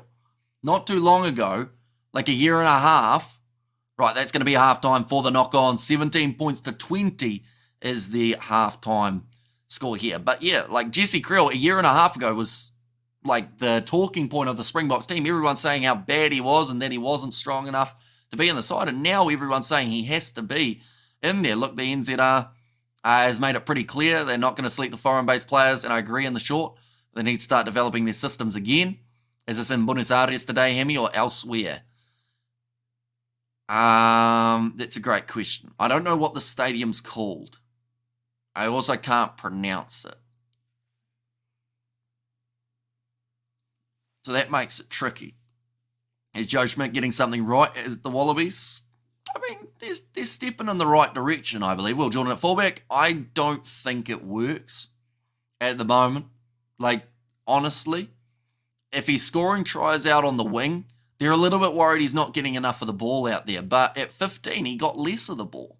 So I feel like you got to put him back to 14. Definitely with Reece having 4 out of 10 type of performances at the moment. We'll have to put up with being 3rd or 4th in the world for a while then, says Ethan. He's not even 3rd choice at the moment. Not just Jesse Creel. Look at Lebok. Now he's out of the picture. Says Cameron K. It's starting to look like we're getting ahead of ourselves regarding the Wallabies, says Vitamin Green. And Vamos Pumas, says Danilo in there as well. But currently halftime in this contest, 20 points to 17 in favour of the in favour of the Australians. But one of those contests that easily could go either way heading into the second 40 minutes. It's starting to look like we're getting ahead of ourselves regarding the Wallabies, says Vitamin Green. And Sasha, never heard of him for last week's game, but now I remember the name. Prospect, probably going down as one of the box best, says Mr. Orlin. And I'm more concerned about Joe Schmidt, the Kiwis coach, save the Wallabies. Will he last the season? I think he will. Like, yes, they might not win the Bledisloe, but at the end of the day, he's just going, like, there's something at the moment in the Wallabies that seems to be different. You know? This is the end of TJ in the black jersey.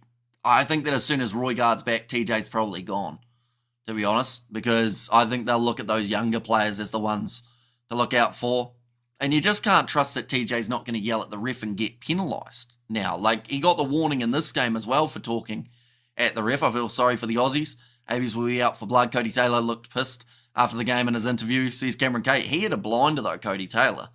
So, like, he would have been more frustrated, I think, that no one else got on his level throughout the game. Like, Satiti had a good game, or a great game, in fact. Artie Savia had about a 6 out of 10, I think they called it. And he just never found his feet. Maybe it's time that they start looking at a couple other, do you try and put Savia off the bench for a game just to give him a bit of a spell? Agree with Mills after the game. Razor needs to be given time with the squad, says Cameron K. And if Sasha keeps kicking for the post like he did today, he'll not be much better than Libok, says Vitamin. Yeah, because a lot of people have forgotten how Marnie Libok, how dangerous he is on attack.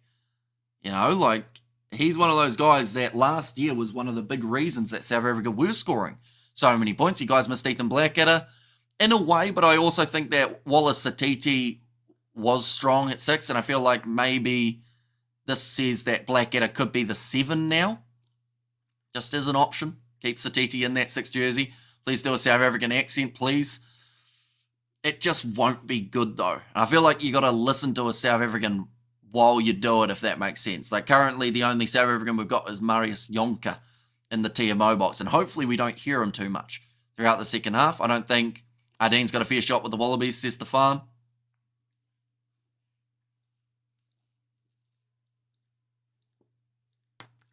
It's in Santa Fe, says Hanoi. Percy Montgomery fixed his terrible kicking. I'm sure Lebok will come right. I think Tavatava Nawai. It's been in talks with the All Blacks. Certain players are starting to play other positions, like he played 13. That's exactly what Razor wants to see.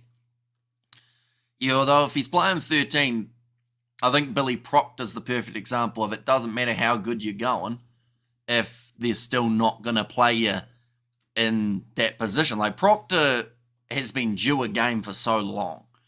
And there might be an injury there because there was like 3 or 4 weeks ago. But if there's not, the fact that he's just not getting game time and that they persist with Rico, who's out of form, you know, they've got to be willing to take those risks and make those changes. As a result might force AB's bosses to relook the overseas rule. They won't, though.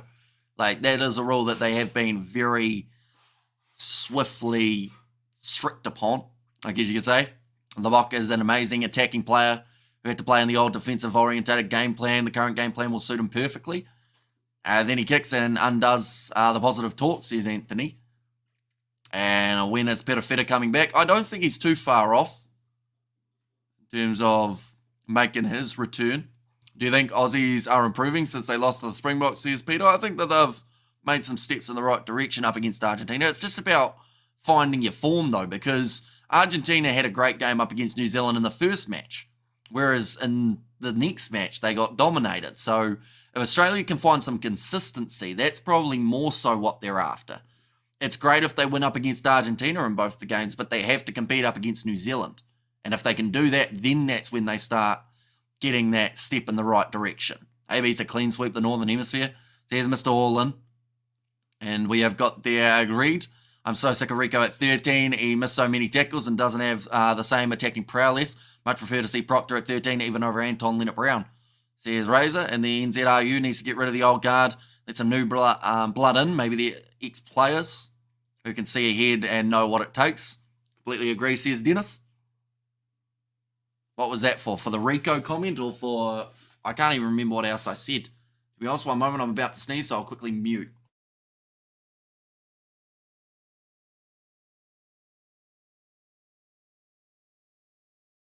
There we are. We are good. The Boks are only going to get better, so the ABs should get used to being second or third. Looking for consistency. Yes. Yep, that one. But yeah, I feel like if they can compete with New Zealand, it's great, but they do need one win under their belt, I think, just to get some confidence behind them. These Kiwi journos are a bit of a bunch of asses towards Razor. They are. And that's the thing. Media in general now, it actually benefits the media for New Zealand to struggle now in terms of like numbers, because they will get a lot of clicks and they'll get all these people who are all joining together to hate on the All Blacks. But, you know, it's just one of those ones. I feel like people are very quick to jump to sack the coach, get rid of this guy, you know, rather than just going, okay, if you're sacking him, who are you bringing in? Because that's normally what people don't think about. We asked it many times earlier on after New Zealand lost to Argentina. People were saying sack Rays, and I said, well, who's your new coach then? And they said, I don't know, just find someone. And it's like, it's not that simple. You know, you need to have a lined up option if you're going to go and try and sack a coach. It's ironic. It's Kiwis are sharpening the Springbok attack, says Stefan. But then that's also why Tony Brown gets all the blame when the Springboks aren't attacking well, because he's not from South Africa. So he's the easy target. You can say, yep, he must suck because he's not green and gold. LaRue can retire once he gets a century. We owe him that, says Sandor. I'd like to see Roygaard, Sullivan, Tavatava Nawai, Geordie Barrett, Proctor, Clark, Jordan backline for the next World Cup. Could be a possibility, maybe. And New Zealand media are almost as toxic as the UK says Sakabulla. And New Zealand media needs to professionalise when it comes to covering the All Blacks. They sound like spoiled kids every time the ABs lose, says Julian. And yeah, it is unfortunate because, like, when we do a review or anything like that, people always associate us with the New Zealand media just because I make a video and I've got a New Zealand accent. So, like, last week, for instance, they were going on about how, like, I got tied up somehow in, like, some New Zealand media outfit. They were like, oh, you're just like them, you said something. And I was like, well, I never said that. So I don't know how I got tied up in that. New Zealand beats the problem, not good enough. Exactly right. They need some more depth. They need someone in there who can make that change and turn a game around. They just didn't have that. Even in this game, they went with their experience off the bench, but it didn't make a blind bit of difference. Can't wait to see Valimza to return at 15 for the Boks, says Justin. And bro, you're awesome. Says Julian there. Do appreciate that, of course.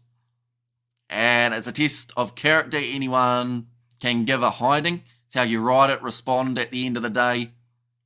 That defines people. When New Zealanders find that character, which they will, the New Zealand media is biased. Says Angie, as a Springbok fan, I think the ABs were very unlucky today. Both teams had a few scrappy moments, but the ABs had plenty chances with penalties and missed those opportunities. Enjoying a good streak. Says Warren. Not you, Hamish, the mainstream guys. It's the hate speech you have against the box for me, Hamish. Says Sandor. The ABs need to be able to select from overseas players. I think, just to build on that one, Sandor, I think I annoy more New Zealanders than South Africa. Because New Zealanders get sick of me praising the opposition. And, yeah, it's interesting, overall, the comment dynamic that we get. The box scored 2 tries, not luck. Says Albert there. And the ABs need to be able to select from overseas players, says Stefan. But the big question is, of those overseas players, who are you bringing in? Like, who's overseas at the moment? Like, Moonga? I guess you're saying as your 10 in terms of Shannon Frizzell. I don't think he'd make much of a difference. Maybe Lester Whainanoku. Could be that guy. I'm only joking. I know you are, Sandor. Hamish, you should be the first person to start a rugby debate channel. We can debate hot topics in the rugby world. I feel like that's already kind of a thing, though. Like, that's kind of like podcasting nowadays. So Hamish did Mapimpi get that random baby. I don't actually know if it's been born yet, but I know it's his. At least I hope it is. That would be an awkward headline, wouldn't it? If the All Blacks played Australia next week, what would score be? Where are they playing, Darren? That's probably the big thing. Like, for me, I'd like to think New Zealand would bounce back. But they have to make the right decisions when it comes to their selection. Fabulous, Kiwi lads, rock on the commentary. Have you performed a welfare check on Tony Hamish? I haven't. He was happy at half-time when the All Blacks were... Well, he wasn't happy. He said, I'm not happy, but I'll take it. 9 points to 3 lead. No, I mean like an actual debate.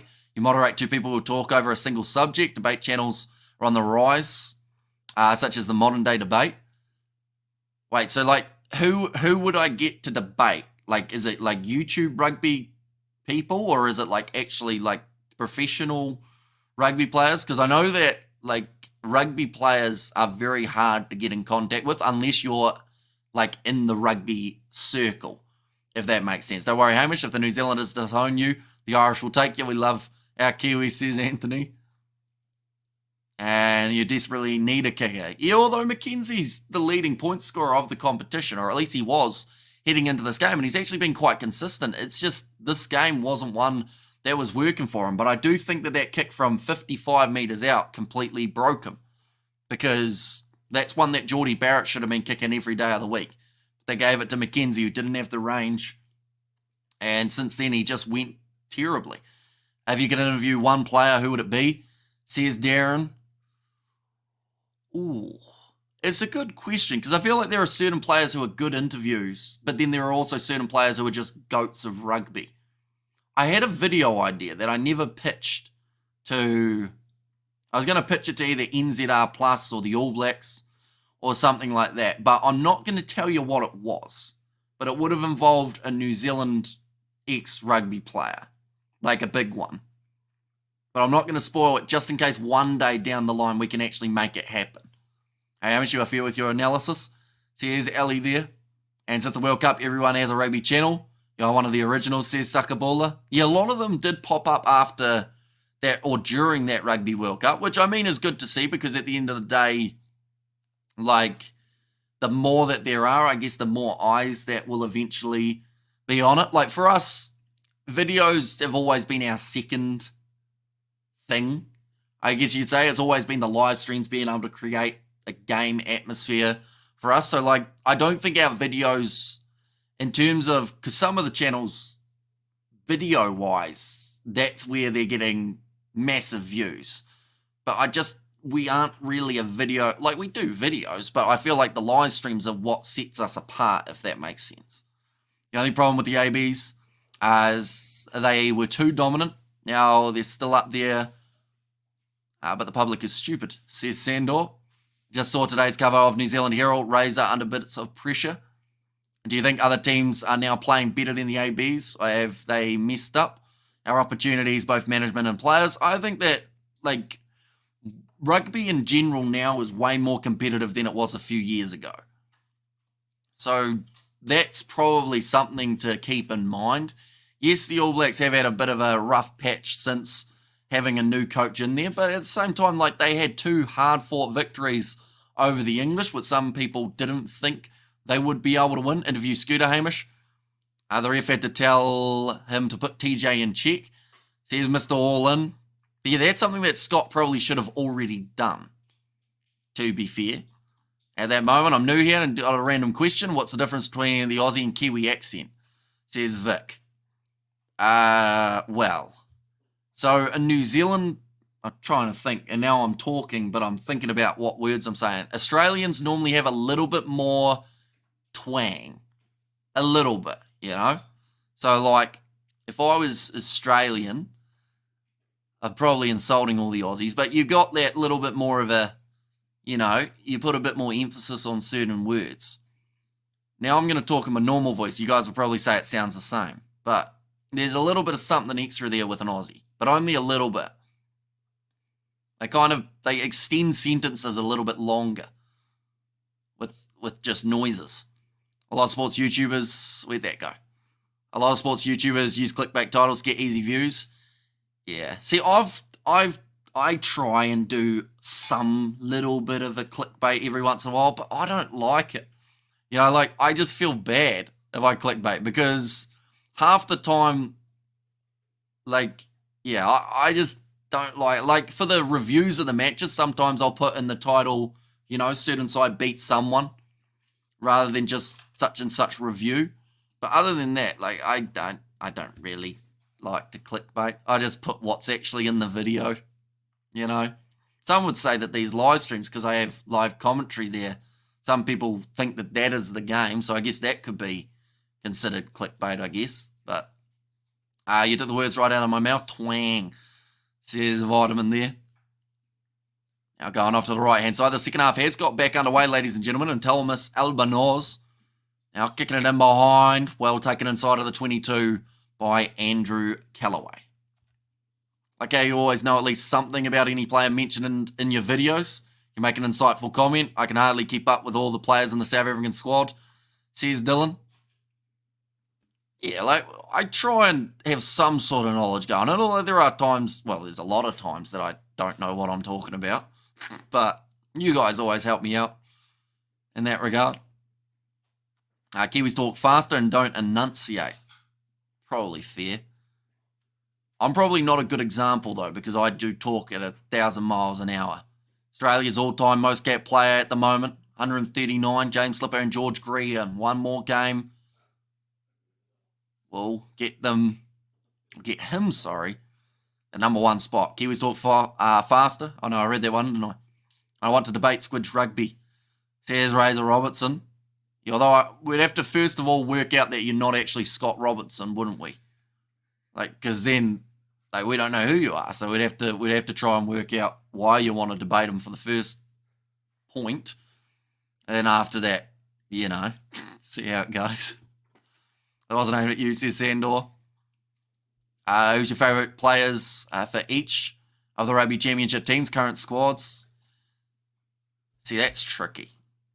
Because normally for the All Blacks, like, players who I enjoy watching the most is normally Ardie Savia, but he hasn't really performed in this Rugby Championship. But then I don't want to be one of those people who are like, he's bad, so now I'm going to pick my new favourite player.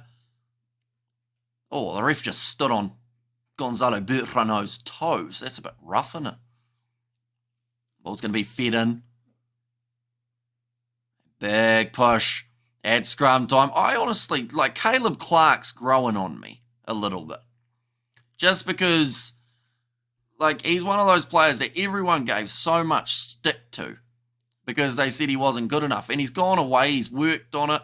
He's lost a little bit of weight over the off-season. He's got into better shape. He's performing at Super Rugby level and also taking his chances in the ABs. And he seems like a humble fellow. So, I don't mind Caleb Clark at the moment.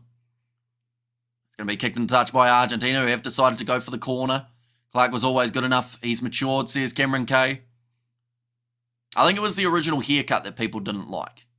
Koroberi is a big fast idiot sometimes. How can you catch a bouncing rugby ball with one hand, says Vitamin Green.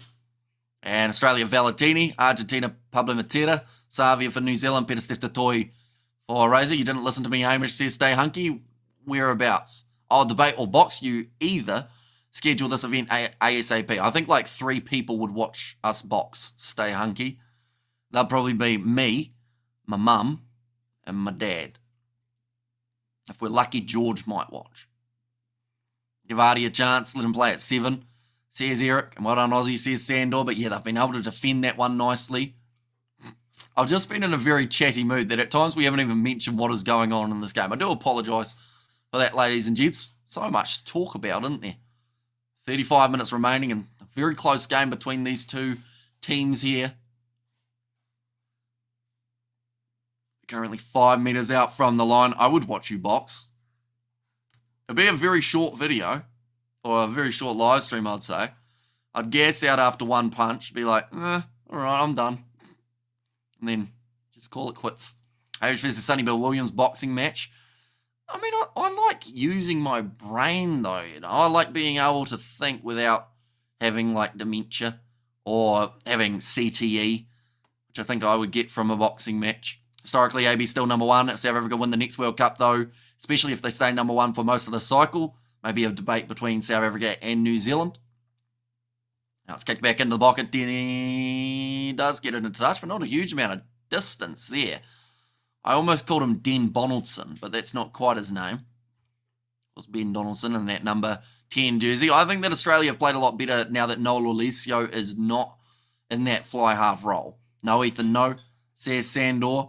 Ben Donaldson looks 1,000 or 100 times better than Noel Olesio. Tristan said focus on the game, mate. My apologies. Yep, just getting back into it now. Ben Donaldson kicks it into touch. So only be about 15 metres out from the line now for the Argentines. South Africa wins their 3rd World Cup. I will tattoo the Springbok emblem on my ass. Fair play. Looks like a sub is being made. Joel Scalavi taken from the field. And looks like there might be a boot replacement for Marcos Crema. Debate between South Africa and New Zealand for the best in the world right now. It's Ireland. South Africa and Ireland on top. Says Unleash Mystery. Sounds like Ioni. Sounds like Aroni, that might be. From Scott Robertson. We've got another Scott Robertson in the chat. Yeah, just getting a boot replacement here for Marcos Crema.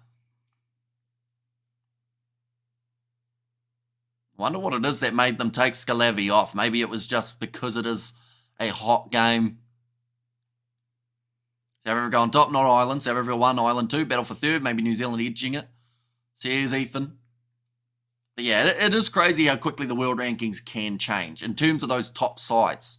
The fact that all that would have to happen is Argentina to cause an upset, or if New Zealand had won this game, then Ireland would have been number 1. Like, that's how quickly it can all just rotate and completely change. But that's the kind of way that they've got it set up for a reason, just so that there are different teams in there. Can't start tattoo. Or you can start tattoo it now, Dylan. Probably meant 5 Bok World Cup wins to get the tattoo, says Albert. Now, Albanos, that's a good shot coming in from Australia, but good attack and run from Juan Cruz Malia. Now only a few metres out from the try line here for Los Pumas. Butranu going back across. Where ranking doesn't matter much. World Cup trophies do, just ask Ireland. Now only a couple metres out, there's going to be Matty Fazel. I think he's got the turnover there. Yes, he does. And Australia now back in possession. That is fantastic work from the Aussies. Rob Valentini. Oh, he's been run back into his in-goal area. It will be a 5-metre scrum now for Argentina. I've read Caleb Clark wants to play rugby league. He must seriously not consider that until after the 2027 World Cup. Yeah. Like, if he goes away to league, it would be a massive shame for New Zealand, because at the moment he seems like one of the only informed wingers they actually have in their squad. And even before South Africa were banned, there were only 2 teams in rugby union, South Africa and New Zealand. They had a 50-50 record, says Stefan. Valentina stood still. Or Valentini stood still and try saver. Yeah, massive work. We have got there Razor. That's my actual name. And I'm 3 years older than you. Show respect. Says Scott Robertson. Where did Razor go? You like boxing? Time for you and I to get in the ring. Last one standing gets to stay. Jeez, that's a bit... Sounds bad, doesn't it? So your actual name is Scott Robertson. Nice. How do you know you're 3 years older than him? Is that like 3 years older than the actual Scott Robertson, I guess? Maybe. A Rugby World Cup trophies determine grit. The coach's talent for getting a team to perform every 4 years, but Andy Farrell's Ireland, the only team that can beat South Africa in South Africa right now. Says Unleashed. And Clark only talks about league when he's out of FPR and not getting picked. History is important. It governs the full story. That's why I stated historically and I stated currently. Fair play to you, sir. I'll leave. Says Razor Robertson. Clark did renew his contract until end of 2025. Why didn't NZR give him a contract until 2027? It's a good question. Maybe he did mention that he was looking at possibly other options. That is going to be the big scrum, though, from Argentina. They are 5 meters out from the line, and that is a massive scrum there from Los Pumas. What a tackle that is. That is an absolutely phenomenal tackle from Harry Wilson, but Argentina will still score. But that is one of the best defenses from just 1 meter out that we have seen in a long time. But Juan Martin Gonzalez gets over for the try anyway. Try the Pumas, try RG Hanoi. We changed from the whooping. They got back home, and they folded that scrum like a lawn chair. Yeah, massive push from Argentina. It's a hard one for the front row to just stand there. And in fact, no, sorry. It was, who was it? It might have been Jake Gordon who got that ankle. Yeah, it was. It was Jake Gordon that dragged him down and Harry Wilson that finished the job to stop him from going over. But then they still... I thought for a second that they were going to say no try there. Vamos, carajo. Says a max power. Albanos gets the kick straight over. And that is now going to make the score after 48 minutes, 24 points to 20 as McDermott playing today. So off the bench for the Wallabies, they have got Jake Gordon in the starting lineup and then McDermott coming off later on in the game. I think Gordon's had a decent game so far from what I've seen here. Back in the pocket for the Australians again. Kicking that one towards the touchline and they do get it out. How's that consistency looking? Says Dennis. And too many comments on comments and enough commentary. Says Niall. I do apologise, Niall. It's been a big day. But now Australia going to have another line out. It's actually the replacement 16 will be throwing it. Josh Nassar on the field for Matty Faisler. And McDermott, the GOAT. Here's a Liam. Now going back across to the left-hand side. Donaldson. Flat run from Lena Cattell. Currently 35 metres out from the try line here. And 21 unanswered points come on Australia, says Andre. Yeah, you can't really afford to be giving away so many in a row. But the thing is, it's a big shot. They haven't actually looked bad, Australia, during the time they've conceded. They've just made some bad decisions in terms of missing one tackle or giving away a commentary. Giving away a penalty. I read Bill's one. Less commentary, more tells of your youth, says Bill. Can Argentina beat the Springboks back-to-back in South Africa? They cannot, only because they are playing them in Argentina first. Now Harry Wilson passes on the outside to Jorgensen. I think his foot was in touch. Yes, it was spotted by James Dolman. Argentina take this one quickly. Cross the field now to Santiago Herreras. Both sides making the early changes. 50-22 attempted. Cleaned up by Ben Donaldson. Tell us of all the maidens you've bowled over. If you're talking about maidens in cricket, I have bowled hardly any. Normally, I'll bowl a wide just to make myself feel better. The Pumas may have a chance in Argentina. And Wallabies are always their biggest enemy in these kind of matches. Lineouts won so far. 14 successful lineouts across these two teams. 8 for Argentina, 6 for Australia. No one has lost a lineout as of yet.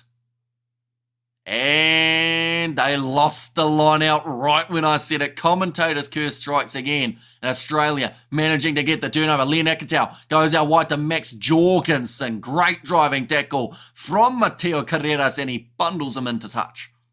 Favourite player of all time is Gregan. Committed the entire game to the referee. So here's Lyle. And it's Australia versus ABs in New Zealand or in Australia. So they have one game in Australia, which is the first match, and then the second game is in New Zealand. The first game in Australia, actually an early kickoff, 5:45 p.m. New Zealand time.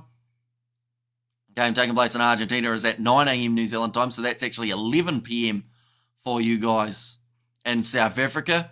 Is it actually possible for the Box to win the Rugby Championship and lose to Argentina? It is.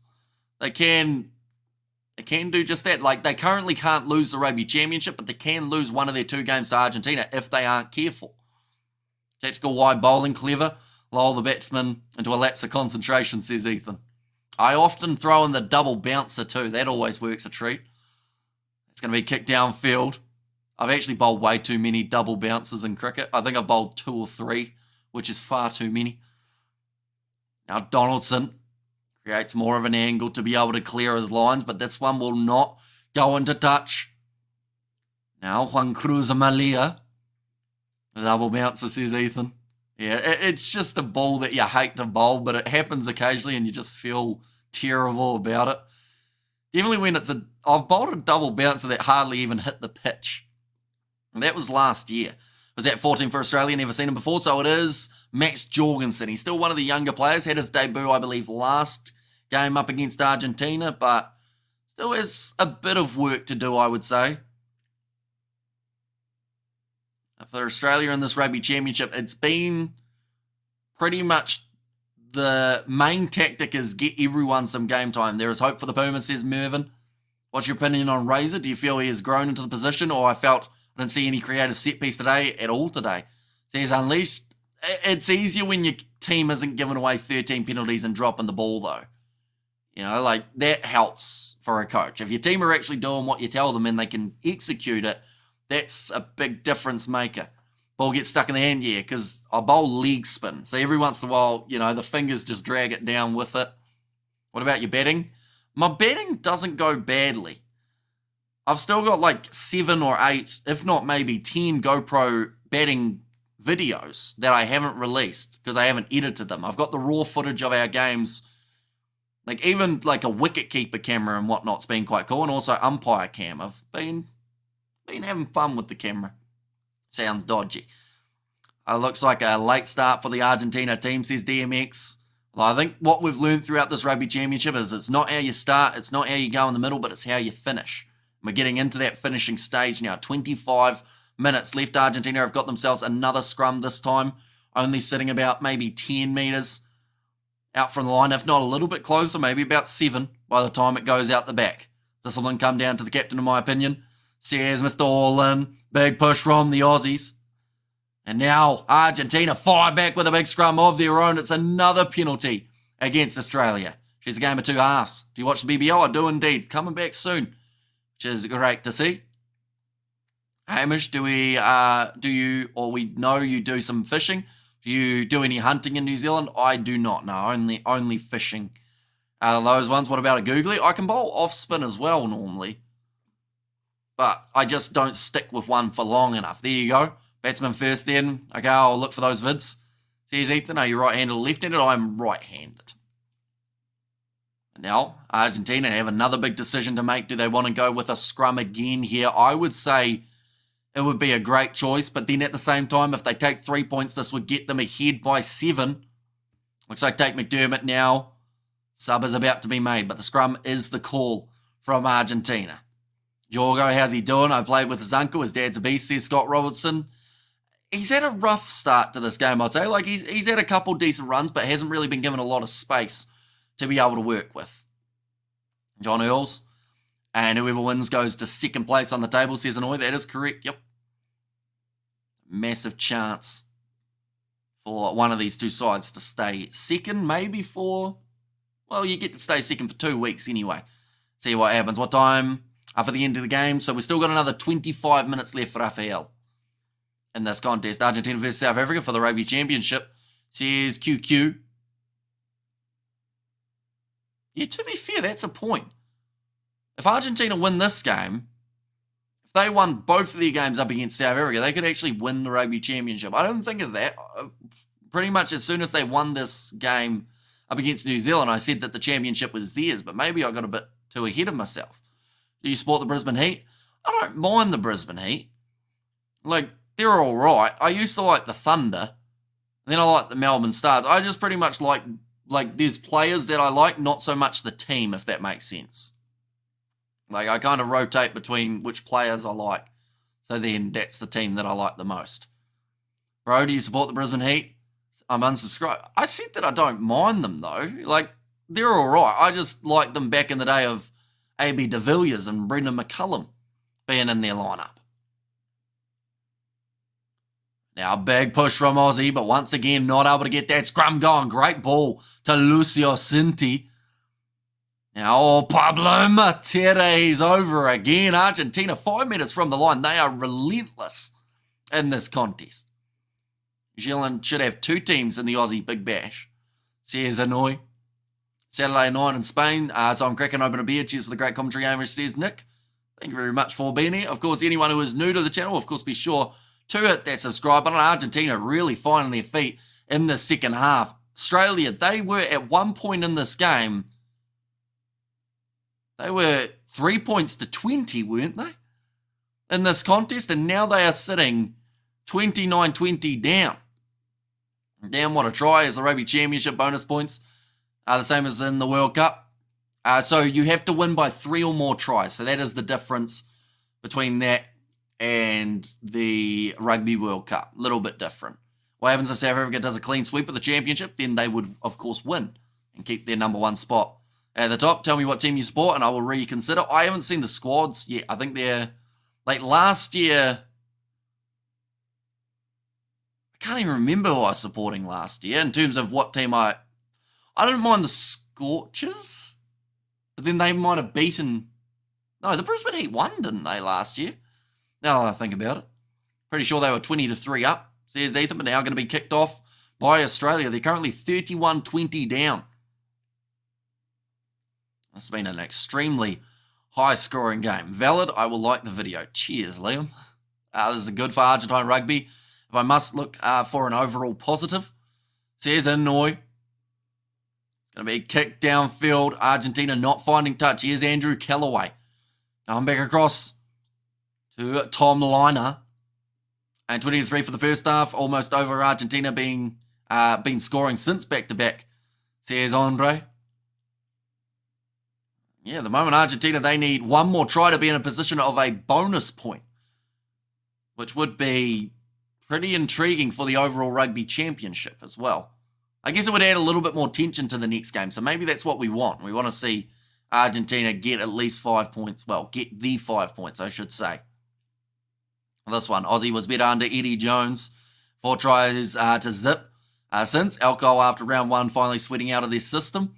Now another good run forward from Juan Cruz Malia Butrano on the halfway line at the moment for Los Pumas. This game has been absolutely flying by. Only 20 minutes remaining. Now going to the left-hand side. One more in behind. Trying to find it out wide to Mateo Carreras, who now has the ball. Puts the chip in behind. It sits up nicely for Callaway. Carreras just always looking like a threat. Wildcard is too much of a negative Nancy for me, says Bill. To be fair, he supports Australia, so there's been plenty to be negative about in the last 20 years. Argentina came second in the champions. They have a chance if they manage to win this game and win one up against South Africa. It'll put them in a good spot. I think my eyes are extremely bloodshot, unfortunately. Wildcard has to support the Wallabies, bro. Your opinion on rugby league? I don't mind it. If I had to pick my rugby league team, that's where it gets trickier. I'd probably go the Roosters. That's probably the wrong answer, though, isn't it? You're probably a Broncos man.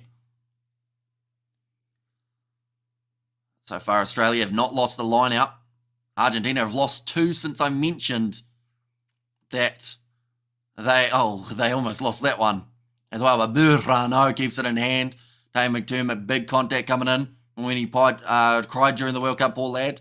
Says Sandor. Yeah, at times, that is his passion though. I find it quite funny. Says Ethan.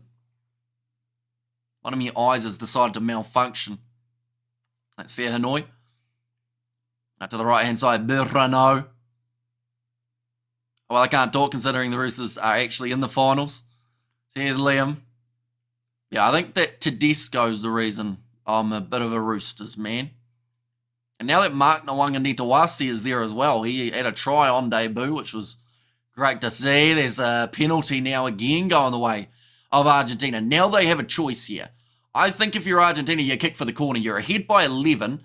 3 more points are nice, right? But being able to get another try here would almost cement this game.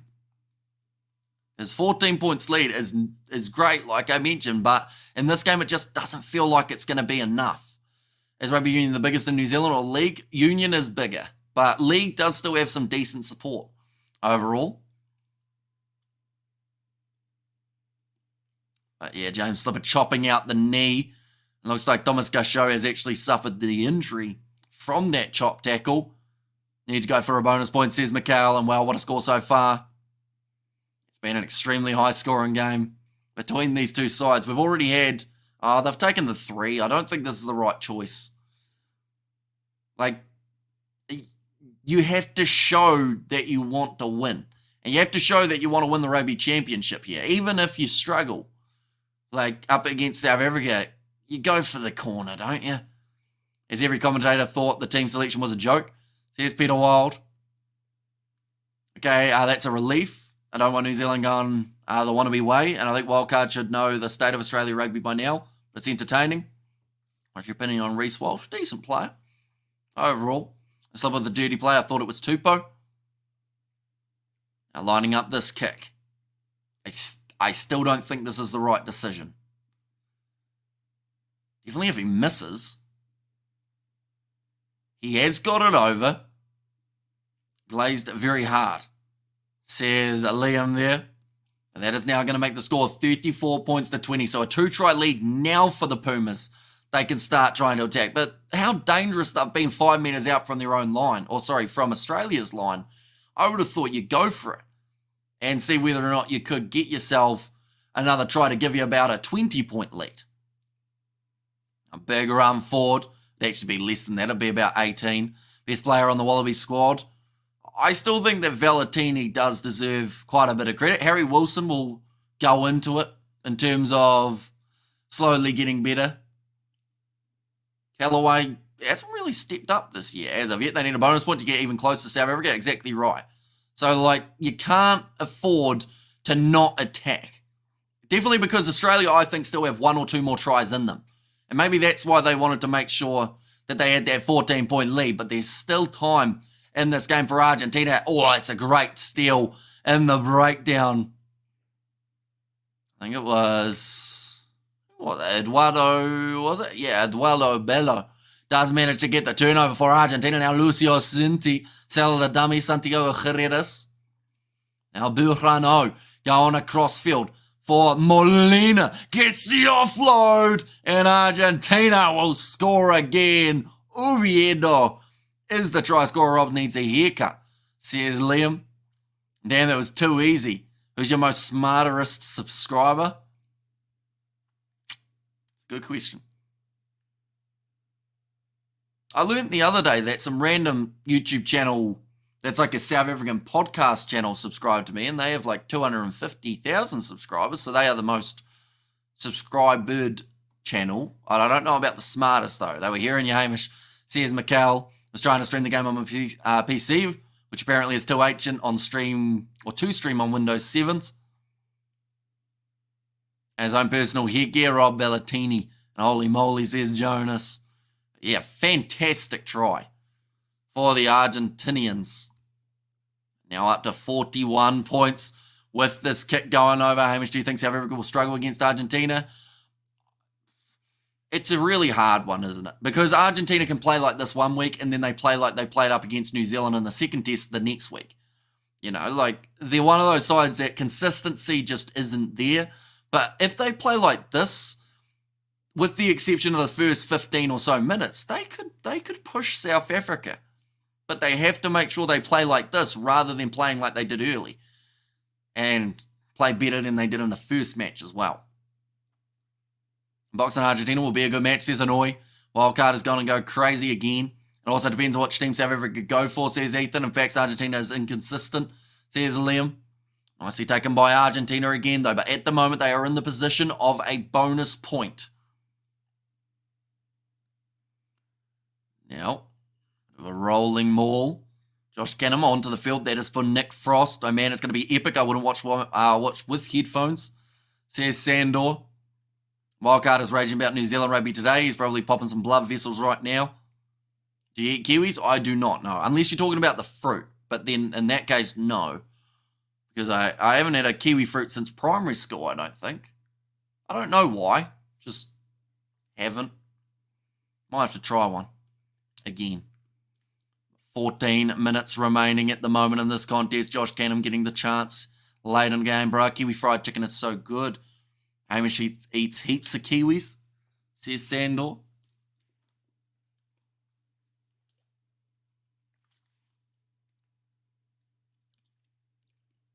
Harry Wilson still with the tissue hanging out of his nose.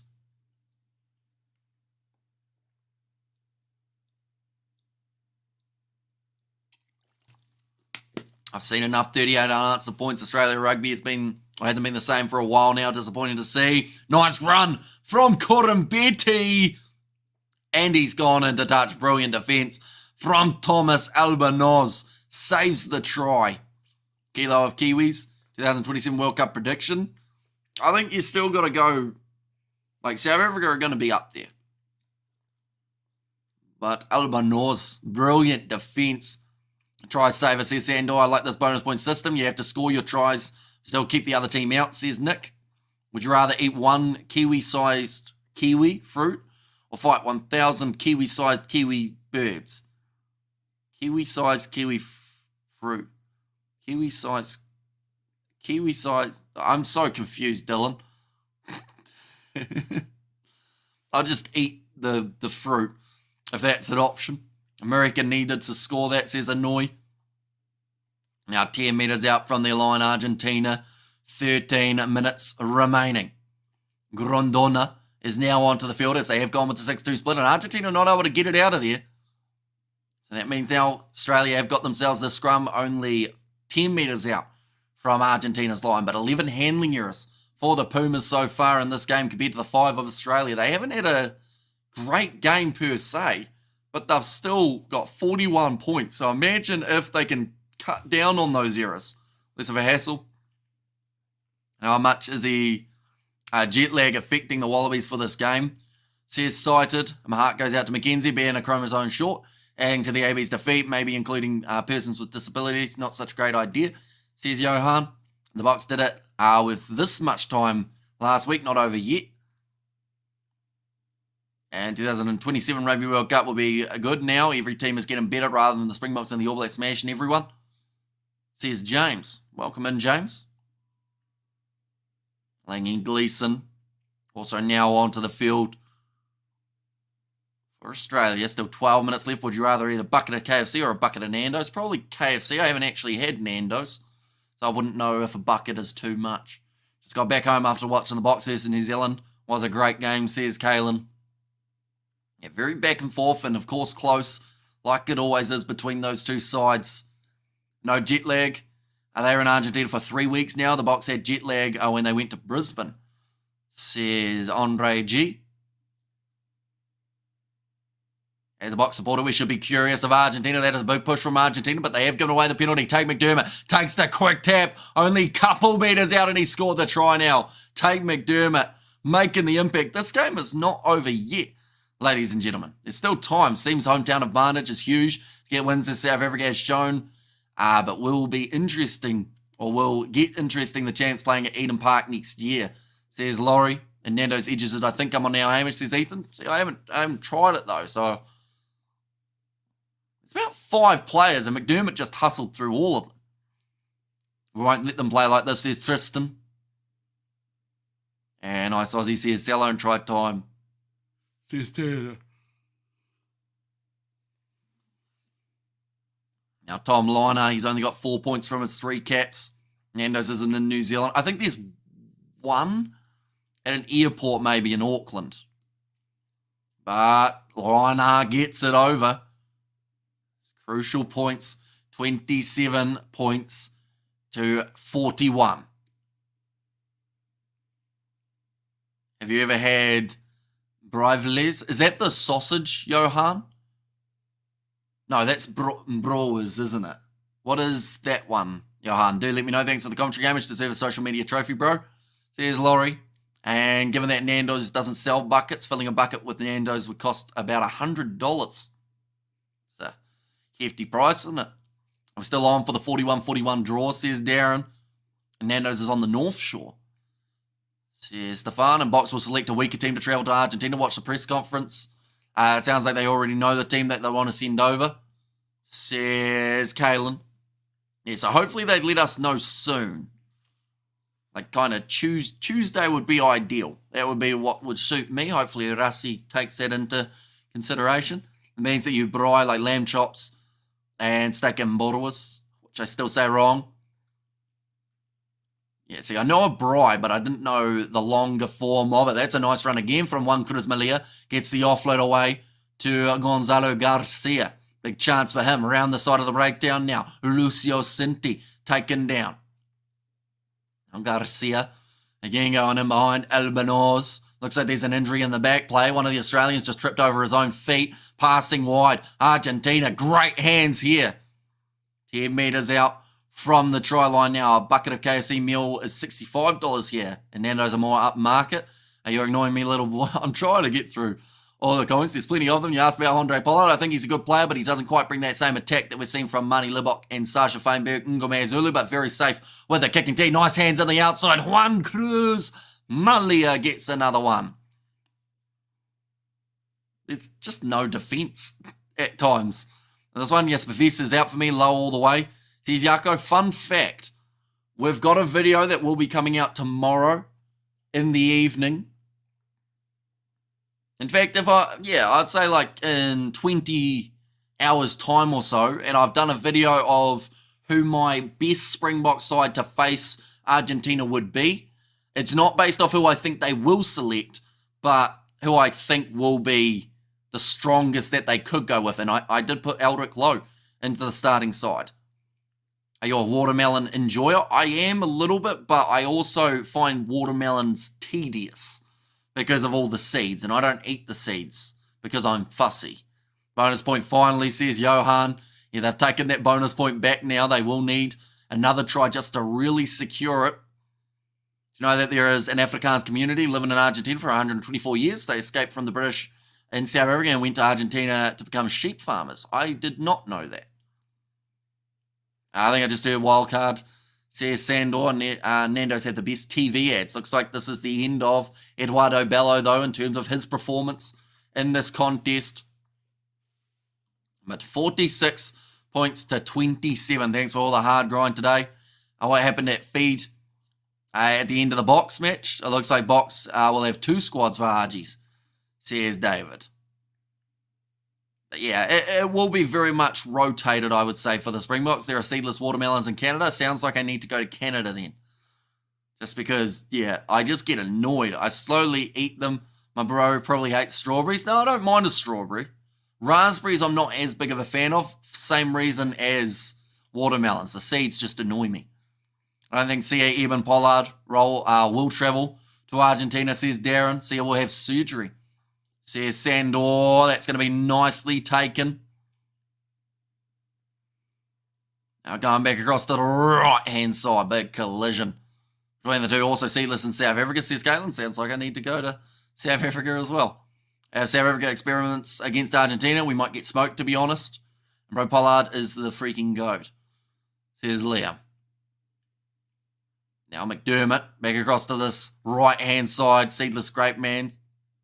They go well. Seedless grapes, I enjoy them. Also seedless from many fruit. Prefer seedless grapes, oranges, etc. Says Victor. But yeah, like, the seeds are just too hard, you know? Like, you don't want to be biting a berry and then all of a sudden you hear a crunch and it's your tooth breaking because you've bitten a hard seed, you know? And mate, just pop over to Australia. Says Liam, I'm actually going to Australia soon. Believe it or not. Like, in like a month. Or maybe less than a month. I don't really know what I'm doing there, but I'm going. Bok B team's still pretty lethal. Says Sandor.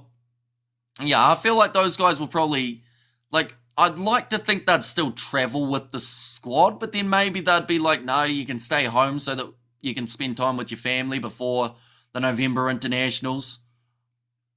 Versus biting into a chewed olive seed in a pizza, says Annoy. And did they escape or did the British send them there? How about a Rugby Championship team versus the rest of the world? Says Yako, that would be pretty awesome. Like a Southern Lions versus Northern Lions, something that a lot of people have been begging World Rugby to do.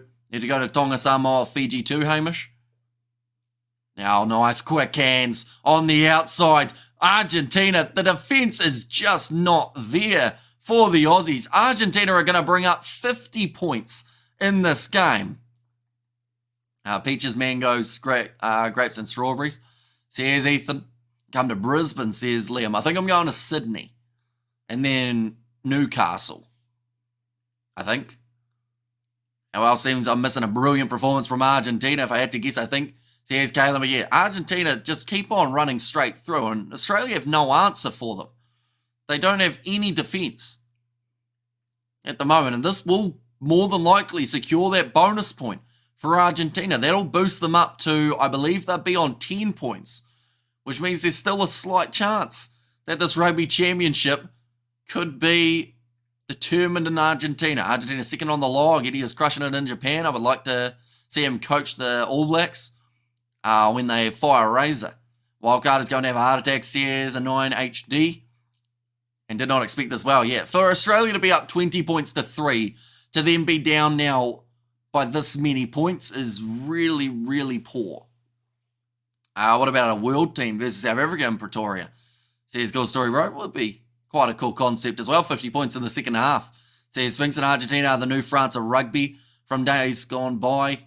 Can be anyone on their day and play a shocker the next, but a good tournament side. Yeah, like, there is a chance, this sounds harsh, but in 2 weeks' time, we could see Argentina beaten by the Springboks by 40 points. That's just the way that they play, unfortunately. It's just so up and down. But if they play like this, like, South Africa aren't going to defend like Australia is here, though. Like, they're going to make it much more challenging. But maybe this game gives the Argentines just that bit more confidence going into it. Now, going to the left-hand side for the Argentines. They're up to the 22 again. Beautiful crisp passing. They're going to get another one. I don't know what to say. Where are Australia? Oviedo scores his second try. He's just stepping through them. They're playing the under-9s. You're going to watch the Roosters? We are not, no. Sadly, the NRL is over by the time I do get there. Wildcards review. We are cracker, says Stefan. Oh, actually, the last round of the NRL might actually be on when I'm there. I don't know where I'm going, though. I have to have a look. I might be able to catch a Sydney Roosters final if they're the home side. Can they get to the home side or not really? Because if they can, that would be quite cool, actually. Points difference can be interesting. Are we witnessing the death of Australian rugby, says Yako? We're witnessing a pretty poor showing in this game, that is for sure. The kick has gone over from Santiago Guerreras, and that now makes the score 60 points to 27. Points differential, definitely not what they're going to be after. Mate, they're getting smashed, says Liam. It looks like Aussies need Felix Jones. Right, so after today, we'll know if the Roosters... Where are the Roosters on the table? They're third. Ooh. Where are the Panthers? Where's Penrith? How close is that to Sydney? I also don't know if I'm actually there on the day that it happens. We'll have to have a look. What is needed for the Box to win the cup? Now with this result, says Buffalo. So they would just have to beat Argentina once. Either that or, like, pretty much just get the bonus point in each games. Los Pumas, says Max. 20 points down now, 40 points up. Yeah, it's an insane change in this game.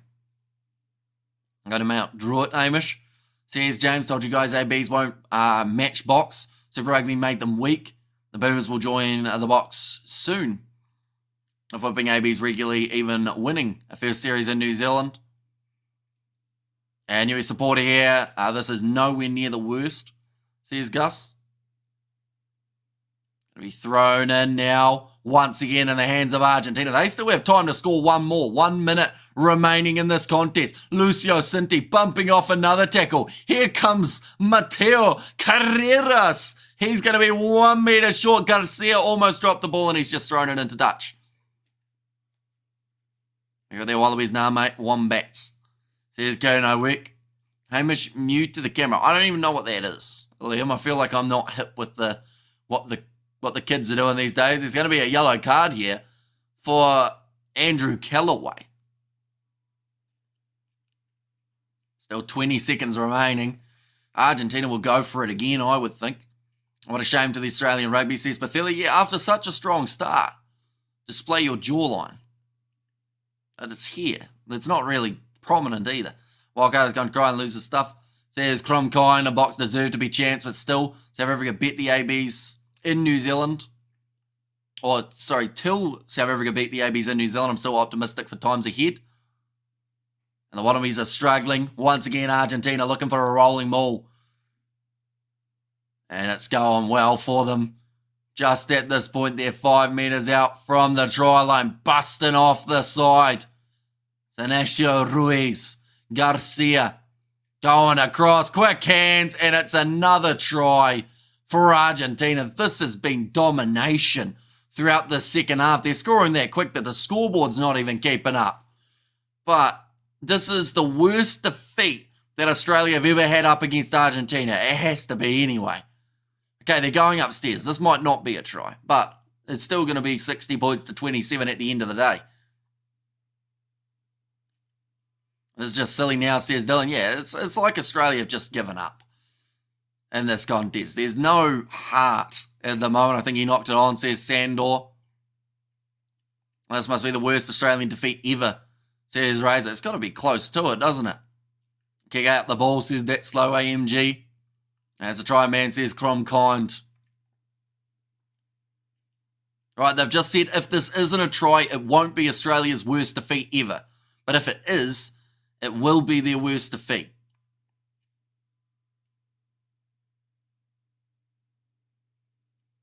Now, the decision is pending. Did they give it? I believe it was no try, I want to say. I didn't actually hear what the ref said for his on-field decision. My wildcard is probably punching the fish in the fish tank already. I dread to think what his review will be after this, says Connor. And South Africa have the honours at present. This is really good for Argentina's points differential, though. But then saying that, it's not good for... Yeah, that's a try. Puts it down, but they actually want to check to see if there was a forward pass, I believe.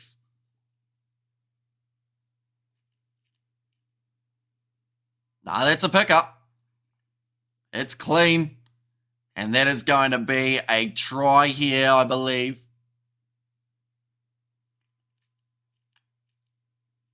Yeah, I don't... We're going to see another angle here. Did he knock it on? I think it hit him after it bounced, didn't it? Like, he didn't get his hands to it there. Oh, did he? Might have got half a finger to it.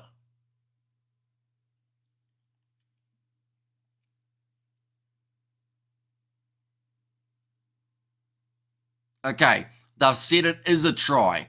I say it's the worst ever loss, probably. Says Neil, this is officially rock bottom for the Wallabies. Or rather, the Wallabies.